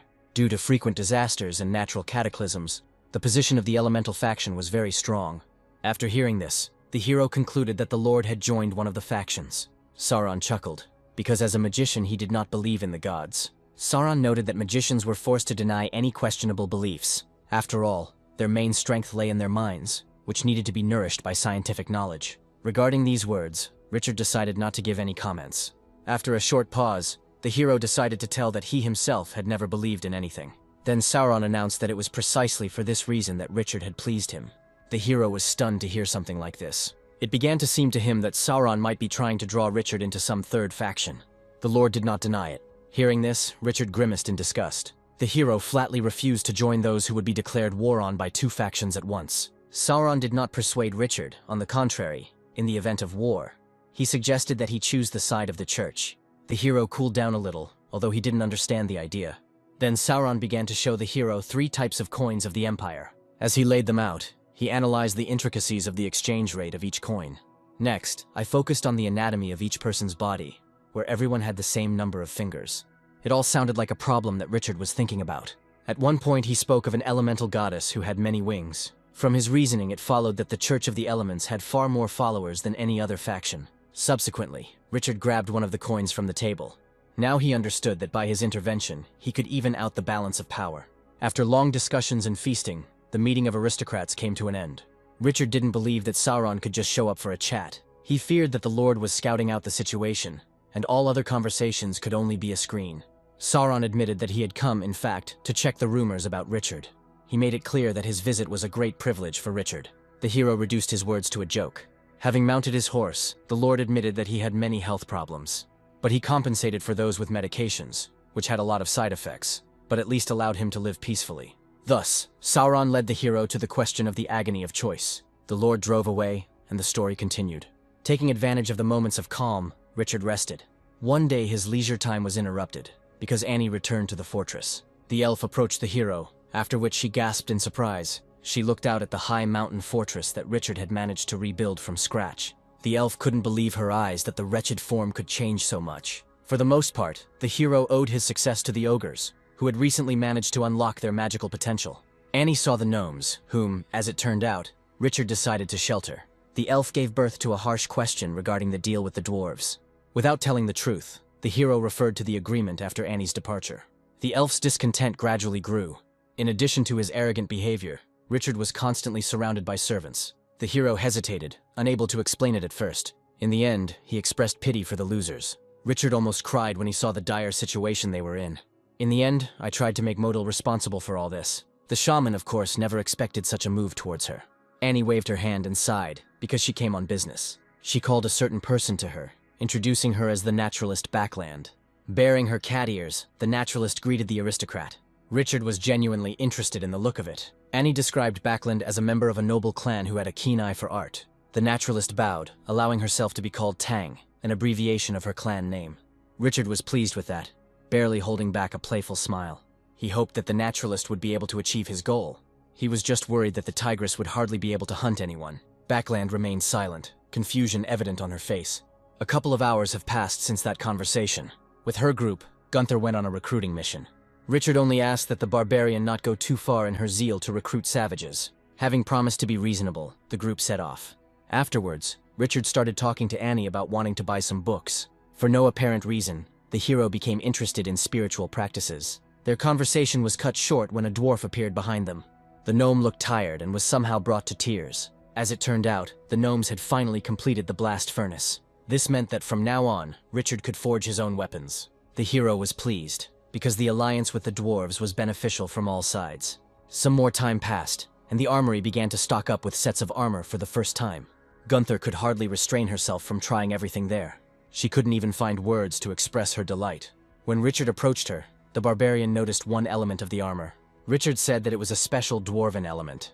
Pressing on the convex part of the armor, it immediately began to tremble. A moment later, the armor opened, allowing him to enter easily and without assistance. Richard called this kind of armor fast. The dwarves actually called that one Titan, which Gunther liked better. The barbarian and the gnome's gazes met. Richard realized that this time, no one shared his opinion. So he demanded that they help him get free as soon as possible. While the armor looked fashionable, it had some issues with being removable. Suddenly a servant appeared, informing Richard of the arrival of the lizardmen.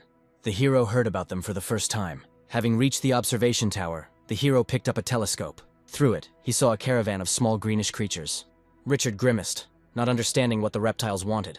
Gunther even suggested enslaving them, since the lizardmen had wandered into Richard's domain. Only Backlund suggested that the beastmen were heading for the Imperial City. The hero did not understand why the reptiles would need something like this. Then, Backlund told the story of an ancient lizard king who once gathered a great army. Annie spoke up, calling the lizardmen dragon tamers. The hero's face twisted when he heard the nickname. The elf explained that the lizards did not tame real dragons, but only their distant descendants. However, the topic of dragons greatly interested Richard. Backlund continued her previous speech about the lizard people. Knowing a lot, she spoke in detail about the combined birth of lizardmen and dragons. It turned out that the beastmen did not tame anyone, but were simply related to the dragons. The topic of reproduction intrigued Richard. He learned that some earth dragons were responsible for this matter. Backlund liked the questioning and adjusted her glasses. She described the creatures responsible for childbirth as massive and dangerous. After hearing this, Richard, in his overexcitement, broke the telescope he was holding in his hand. Subsequently, he gave orders to bring the lizardmen as quickly as possible. Backlund did not understand what exactly the aristocrat wanted to achieve. Grinning, the hero replied that he was going to receive the lizardmen in the fortress. It dawned on the naturalist that Richard was still burning with the idea of recruiting as many people as possible into his ranks. As soon as she finished her speech, she saw how the hero was already kindly accepting the lizards. Without wasting any time, Richard was already starting to talk about some business. Not even an hour had passed, and the beastmen were already calling the hero Lord. Backlund was stunned by how easily Richard made connections. The hero smiled, because he always got his way. As usual, the hero acted through deception and promises. Backlund grimaced, because Richard wasn't as smart as he wanted to be. Some time has passed since then. Sometimes, Richard whiled away his time in the company of ogres. He loved to play cards with them, often beating them. Suddenly, the mug filled with water began to shake. The hero guessed that the noise was made by the arriving dragon tamers. So, he hurried to meet them. Due to the noise in the area, Chu suddenly appeared. Frightened, he crawled under Richard's clothes. The girls behind were actively discussing the lizardmen and the possible danger from them. The hero hissed at them, then peered through the telescope.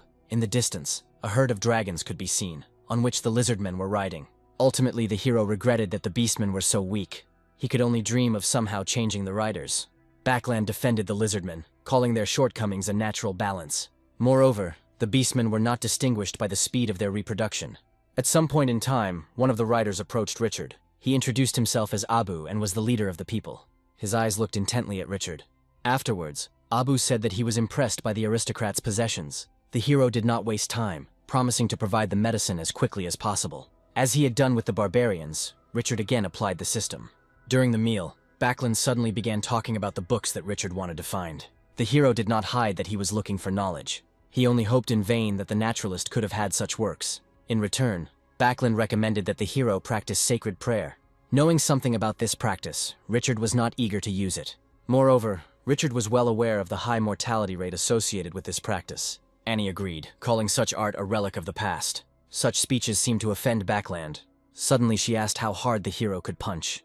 Looking at his hand, the hero couldn't even answer, but then he clenched his fist tightly. Then he suddenly threw his fist forward. The candle standing on the table went out due to a similar burst of energy. In response, Backlund began to hint at the far greater powers of sacred prayer. The hero grinned, apparently not understanding where the naturalist was getting at. Then Backlund spoke about the power boost from prayer, suddenly adding that the power was summed up from all parameters. In a flash of inspiration, Richard jumped up. Backlund continued, openly reporting on magic resistance as well. Afterwards, he shoved a roll of parchment at Richard. Backlund reported that through this, she became incredibly strong even in her youth. Interest took hold of the hero and he opened the parchment. Reading through the text there, he uttered a name that sounded somewhat familiar to him. It was a magician who in ancient times created the technique of sacred prayer. The magician became so successful in this art that he mastered all the elements. However, Richard considered this story to be more of a fiction. Backland did not argue with that, leaving everything to the hero's judgment. Sighing, Richard looked at the scroll again. Suddenly, Beckland approached quietly and began to talk about her role as governor. At that very moment, Richard gave a positive answer. He saw the naturalist as an educated woman, and hoped that she would be able to turn the fortress into something more. Backland screamed she was so happy. Moreover, the naturalist herself liked the high mountain fortress at first sight. Her happiness truly knew no bounds. And the desire to transform this place is sincere. After the feast, hours passed and night fell. Sitting on the bed, Richard studied the scroll. He learned that prayer had as many as 5 stages of pronunciation. The first stage was the simplest, the effect of which did not last more than a day. But in the future, these parameters would only increase. But Richard didn't want to read anymore, and wanted to experience everything for himself. Moreover, the hero already felt a certain power within himself. But overall it was strange, because learning spells usually took about a month. In any case, in a split second, Richard was able to make incredible progress. He even considered casting a spell before going to bed. But Richard decided to leave all these thoughts and desires for next time. One last time, he decided to study the stats of his troops in the system. And I was, to put it mildly, quite surprised. After all, the system informed him about a whole stage of magical progress. The hero even thought about speeding up progression by throwing upgrade points into it. Richard found himself in a bind, as many other things also required improvement. At some point, he decided for himself that he would not stop his development for a second. And so, I frantically threw all my available skill points into magic. After which, Richard manipulated the system. As soon as he had done this, he felt something strange inside himself. An extraordinary warmth, as if a whole star had suddenly formed in Richard's heart. At some point he realized that this is what the power of light looked like. Glowing magical swirls swarmed around him every now and then. Suddenly, Richard saw details of his past appear before his eyes. Richard clearly understood that from now on he could easily manipulate many things. Moreover, his level of trust in Backland has increased dramatically since then. Richard didn't want to stop there, planning to further develop his skill. So the night passed and a new day began. In the morning, everyone was impressed with Richard's progress in mastering magic. Backland was actually proud of it. Richard was flattered by this kind of attention and attitude towards himself. Absolutely everyone admired it, but only one voice did not praise the hero. As it turned out, the naturalist's praise was nothing more than a wet dream for Richard. So, with a cheerful look, he turned to Backland. The naturalist liked that Richard was able to become interested in magic. To the hero's disappointment, she advised him not to stop training. Richard's previous cheerful mood vanished. Lauby distracted the hero by starting a conversation about the weapons in the warehouse. As it turned out, Richard had in his reserves a lot of captured weapons from the savages. Among them there were truly unique exhibits that still survived from the past. Already anticipating the profit, Richard stood up, wanting to sell the trophies. A couple of minutes later, he reached the warehouse. The hero's jaw almost dropped when he saw the pile of weapons. Backland was also impressed by the aristocrat's supplies. In any case, by selling such a rarity, Richard could have become quite rich. Moreover, most of the weapons were in excellent condition. Unexpectedly, the naturalist even licked one sword. Backland liked the smell of the weapon, being able to smell how much work had gone into forging it. She was overjoyed to finally be able to touch such artifacts. Richard hardly listened to her, being captured by thoughts of wealth. Next, he ordered his barbarians to bring Model. A minute later, they brought her in, holding her by the arms. The hero's expression changed, and he declared that the shaman would only answer the questions posed, and not chatter. The first thing Richard did was to find out if the shaman had ever seen a bronze weapon before. She happily confirmed this. Immediately, Richard began to bombard the shaman with more and more questions. Lost in thought, Modal informed the hero about the mass transactions of buying and selling tribes. Richard could hardly contain his emotions, because Modil had never spoken of anything like this before. The shaman did not understand this outburst of emotion, because the savages' weapons were of low quality. After listening to her, Richard suddenly became quiet. Sighing, he reassured himself that the stupid shaman didn't understand anything. At some point, an idea came to the hero's head. Addressing Modil affectionately, he was ready to give her one extremely important task. Richard was even willing to provide the shaman with fighters, if only she could learn more about the source of the weapon.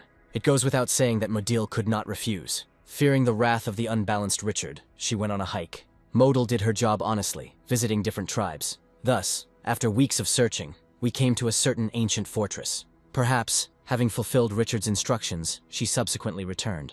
Moreover, the number of the shaman's squad somehow managed to increase by a couple of dozen people. Backland was hesitant about accepting the savages, fearing that there might be spies among them. Richard decided to test the tech with work, and finding a convenient moment, started a conversation with Model. Showing the map, the shaman pointed to one place for the hero. Scratching the back of his head, Richard decided to take a look at the find himself.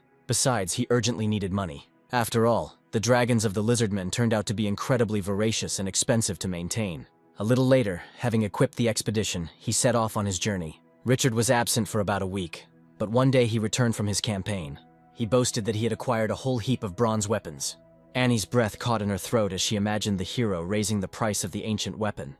At the same time, the leak of bronze weapons did not go unnoticed. A legion commander named Hendra learned of this. With her people, she visited the same ruins that Richard had visited not long ago. Hendra belonged to one of the 3 kingdoms that surrounded the empire. In fact, noble blood flowed in her veins. Among all her brothers and sisters, only Hendra proved her right to lead the legion. According to the precepts of his kingdom, the Hendra Legion had its own flag. The flag was an important symbol, reflecting the elite status of the troops.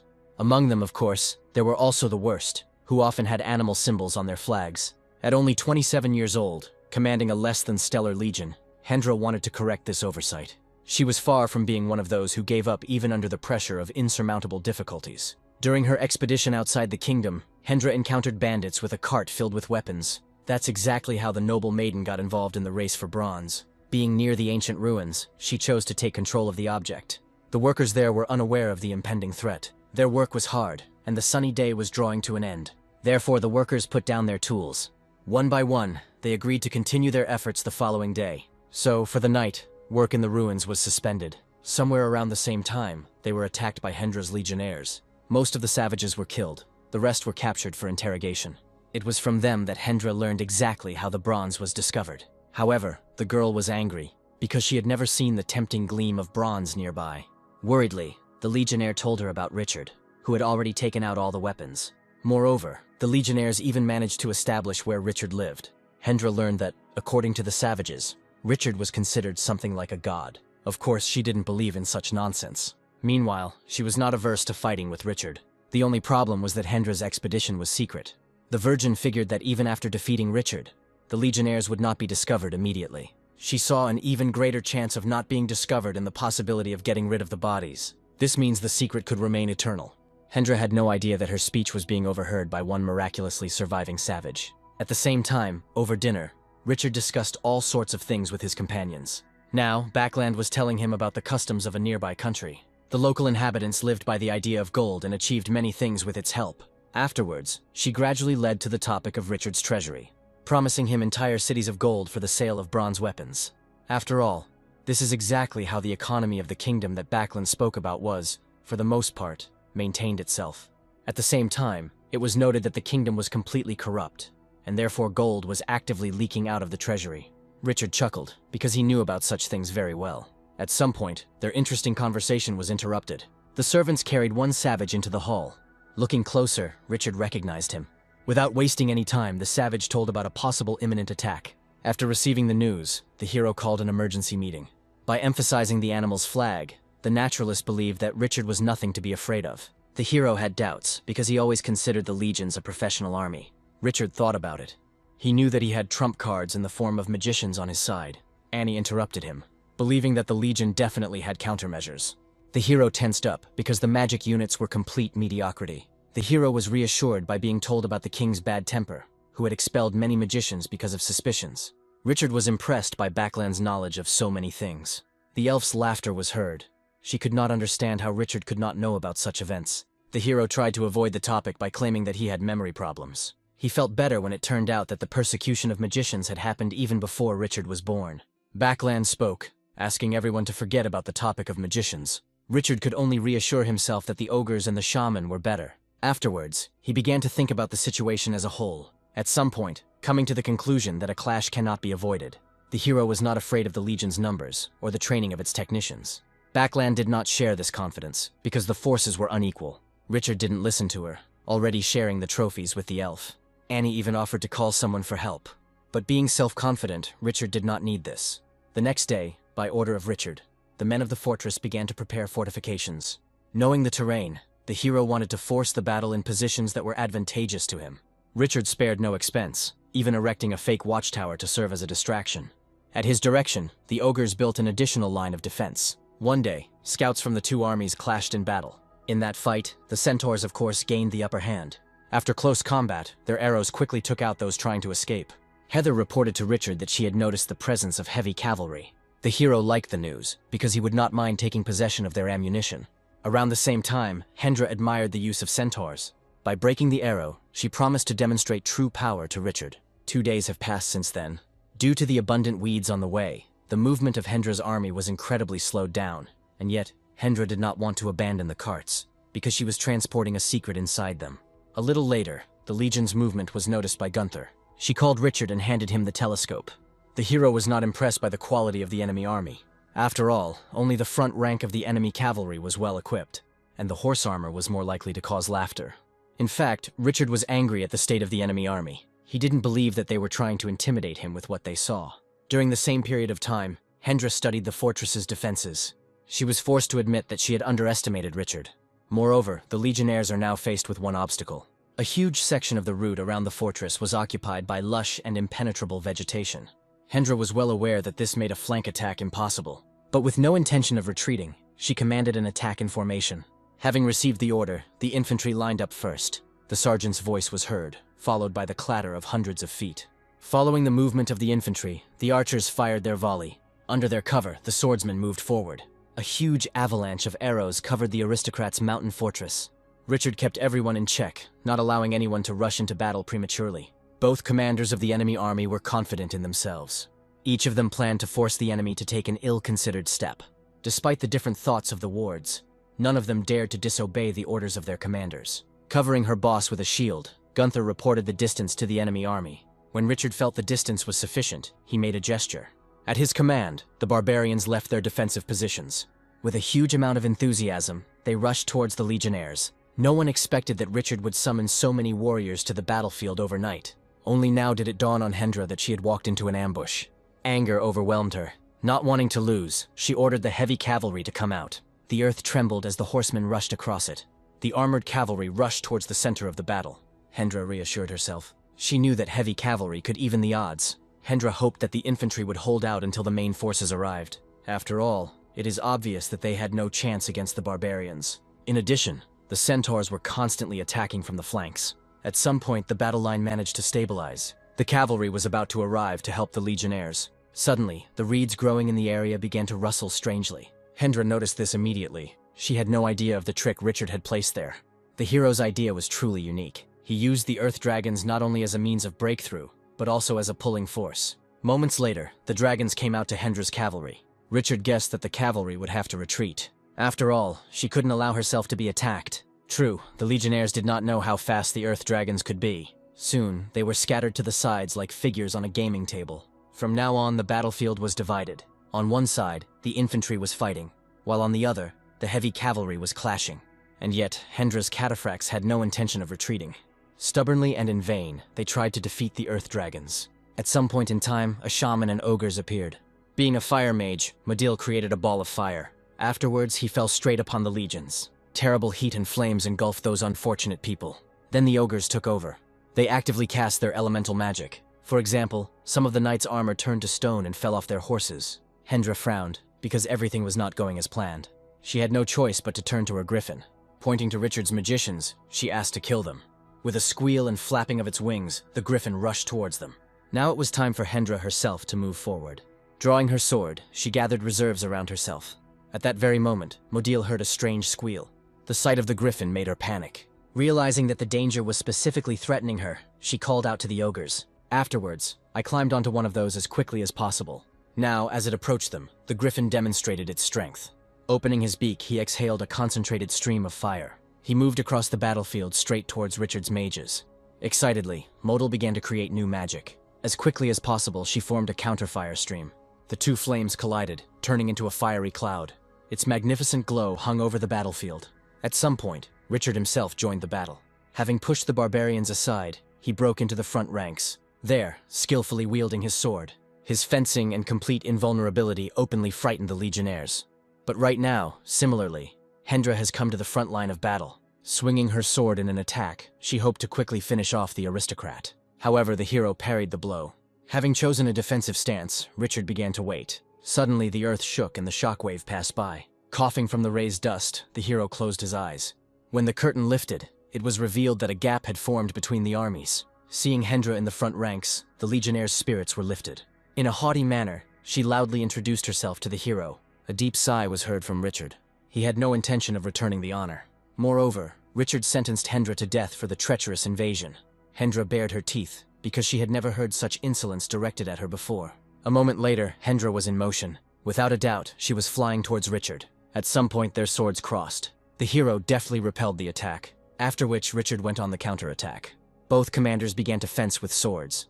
Despite all their skill and effort, neither of them could break through the other's defense. At some point, the sides exchanged their final powerful blows. Breathing heavily from fatigue, they went their separate ways. Richard enjoyed the fight and also enjoyed Hendra's training. Hendra was silent. The fight had not been easy for her. Suddenly she smiled slyly.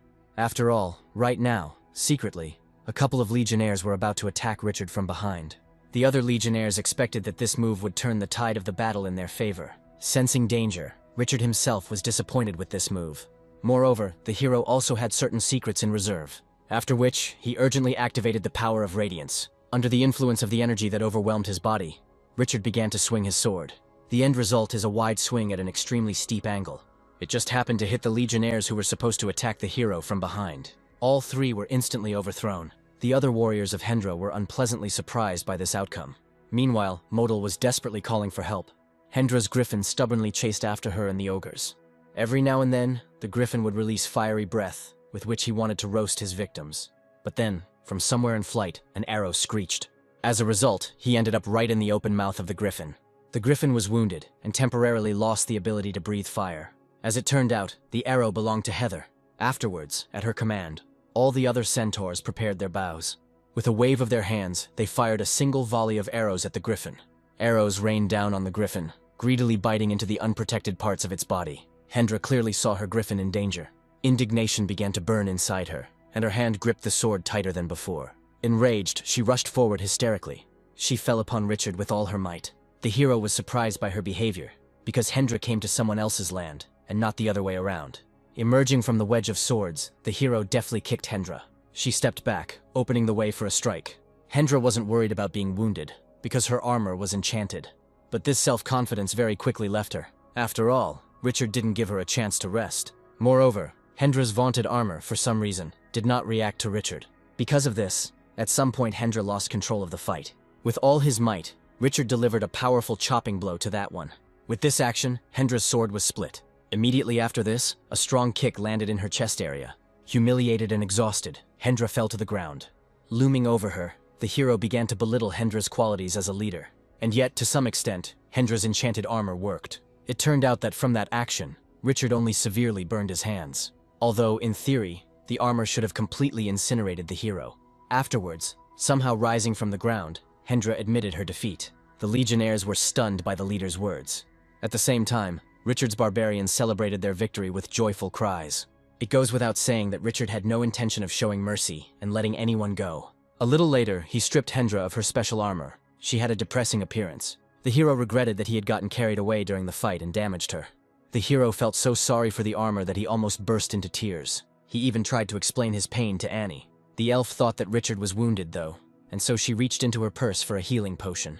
But then Backlund stepped into the situation. She glanced at the armor just once and saw a precious crystal in it. She advised the hero to reforge the armor so that the crystal would work again. Richard had no idea that the solution to the problem was so simple. At the same time, the naturalist convinced Richard that even after repairs, he would not be able to wear the armor. The hero fell silent, his face twisted in displeasure. A second later, he threw away his trophy. Richard turned his attention to the captured legionnaires, for whom a considerable ransom was expected. Annie reminded the hero that the question of the trophies also remained unresolved. Richard scratched his head, not even knowing where to begin. Annie spoke again, offering to resolve the issue with the prisoners through her. She convinced the hero that selling prisoners could be very profitable. Afterwards, the two women stepped aside, discussing various financial matters. Richard could only admit that his knowledge of commerce was extremely limited. In any case, the thought of gold stroked Richard's ego. Suddenly, he remembered other things. After the battle, the lizardmen increased their levels quite a bit. The hero found it surprising that even the earth dragons had leveled up. In any case, the long day ended and night came. As usual before going to bed, Richard ate a hearty meal. At dinner, Backlund recommended that the hero go with her into town. Richard became interested in the meaning of this request. The naturalist explained that the hero's captives were not ordinary savages. Backlund feared that they could be intercepted by the Allies, or, on the contrary, recaptured by competitors. In addition, Backlenel was afraid of the publicity from the authorities. Giggling absurdly, the elf agreed with the naturalist. Grinning slyly, Richard agreed to the proposal. Having spent about a week preparing everything, Richard set out with the prisoners into the city. During the journey, the hero pestered Hendra every now and then. He tried in every way to upset the leader of the Legion. Of course, Hendra was furious at this attitude towards him, but he couldn't do anything. At some point in time, the Legion leader's eye twitched nervously. Enraged, Hendra tried to pounce on the annoying Richard. Richard only chuckled at his ridiculous efforts. Gradually, their conversation turned to the benefits of practicing sacred prayers. The hero readily agreed with these words.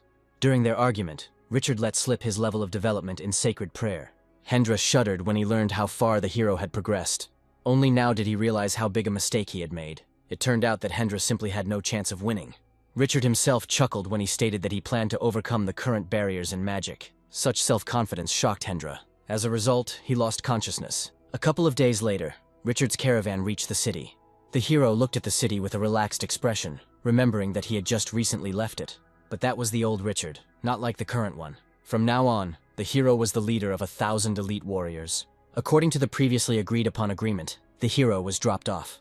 Annie took charge of all further financial matters, so Richard had no choice but to find something to do.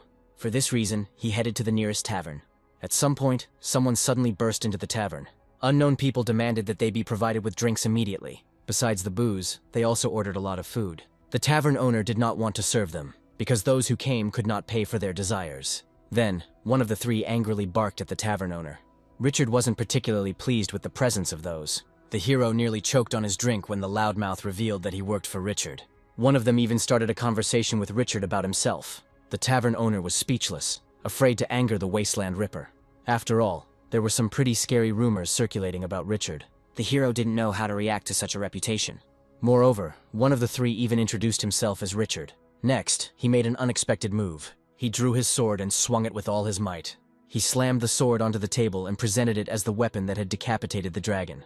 The tavern crowd cheered him, recognizing him as Richard. Only one hero was not impressed by the appearance and quality of the sword. Moreover, other upstarts dared to take the names of the hero's companions. But then the hero publicly doubted, because one of them had to be a centaur. This remark made the upstart hesitate. After trying to justify himself with false rumors, Richard sighed, deep down suspecting the emergence of scammers. The hero knew that sooner or later, imitators had to emerge. And so, Richard continued to pursue his line of exposing imitators. Thanks to his efforts, the tavern's public also began to doubt. And then the hero presented himself as the true Richard. After the confession, there was a brief silence in the tavern. Laughing, one of the three even hugged the hero, calling him a joker. They weren't even against taking the hero with them, promising to find him a place in his heroic company. Fortunately, there was no conflict, and Richard easily parted ways with the trio. After which, he decided to visit Lord Sauron. At the estate, the hero was met by a servant. As it turned out, Richard missed Sauron. While the hero was riding to the city, Lord Sauron was reaching the high mountain fortress. But Richard didn't even have time to consider this thought before a heavy hand fell on his shoulder. Having frightened the hero, Lord Sauron himself was behind him. It turned out that Sauron had driven the best horses, and even used magic just to return to the city faster. Yet Richard did not understand the haste. Dryly, Sauron reported that the war had begun.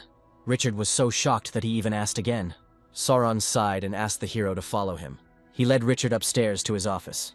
He walked up to the window, which he had deliberately covered with a curtain. He took out the letter and put it on the table. As Richard opened the parchment, he still thought Sauron was trying to make fun of him. Looking, the hero read a dispatch about the declaration of war due to an attack on himself. Richard couldn't believe that a war had to start over such a trifle. The hero's body trembled, but not because of a feeling of anger, but from the sweet flattery of the importance of his person. Moreover, Richard decided to notify that the attack had been successfully repelled.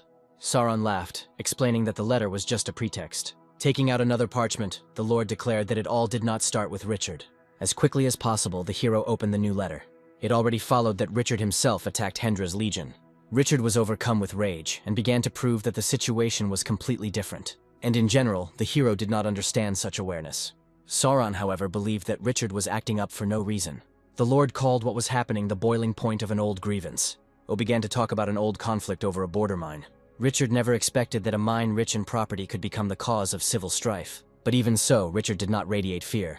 Hearing this, the Lord invited the hero to stay in the city for a couple of days. After all, someone very important wanted to meet Richard. He was a very important and extremely busy man. Without hiding it, the Lord revealed that the Emperor himself wanted to talk to the hero. After a couple of days of waiting, this meeting took place. Sauron knocked politely on the door of the Emperor's chambers. Having received approval, he opened the door. The Emperor kindly invited his guests. He even apologized to Richard for keeping him late. He wanted to know the hero's opinion regarding the recently declared war. Sauron explained that the Emperor thus saw the hero as an important figure. Even though Richard expressed joy, in his heart he was terribly afraid for his life. Seeing some uncertainty in this, the Emperor asked the hero's opinion on the role of standard-bearer of the war. Richard turned all attention to Lord Sauron. Sauron cleared his throat but refused such an honor. Moreover, only Richard's name appeared in all the letters. The Emperor burst out laughing, asking everyone to moderate their ardor. While Sauron was sent for drink, he began a conversation with Richard about high honor. The hero tried to evade responsibility by calling his powers insignificant. And at the same time, Richard was ready to engage in an adventure, having received half of the Emperor's guard at his disposal. Sauron, who returned in time, only laughed at the hero's requests. The Emperor was ready to return to this issue later. Moreover, he was worried about the fate of his savage allies. Those just disappeared in the area of Richard's fortress. The hero began to sweat profusely, for he had indeed defeated many armies of wild peoples. Barely holding on, he asked to forget this topic for a while. Richard explained his strange behavior with the heat in his heart. Thus, the hero was influenced by the intended title. At some point, Richard managed to catch his breath. The Emperor received the answer that the hero agreed with everything. The Emperor was glad to hear this. He promised the hero a lot of new power and distinctions. Moreover, the soldier was ready to be enrolled in a special detachment. He was known as a real butcher in battle. Sauron continued the conversation, hinting that the Emperor himself had a connection to the detachment. Richard immediately realized that they were talking about the monarch's son. Sighing, the Emperor confirmed this guess. The situation with the detachment became increasingly intriguing for the hero. At this point, all important questions were completed. With the Emperor's permission, the characters left the chambers. As they walked through the palace, Sauron and Richard discussed the monarch's poor eyesight. Sauron noted that the Emperor compensated for his sight with his spirit. The current monarch stood out greatly from the previous ones. With his energy and zeal, he was stronger than all the previous ones. Sauron believed that the current monarch could handle everything. Richard didn't really share this zeal, though. At some point, interrupting the Lord's bravura cries. Having started talking about a special detachment, the hero obtained permission to visit it. Sauron gladly took the hero away. Right outside the gates, we meet a group of training fighters. Suddenly, an officer came out to intercept them. The Lord represented Richard. The officer never expected to see a letter of recommendation. Not daring to contradict the will of the monarch, he led the way. The characters were talking about the officer's strange behavior. At some point, they were brought to a building. The officer opened the door, inviting them in. Inside, a trio of upstarts stared at Richard.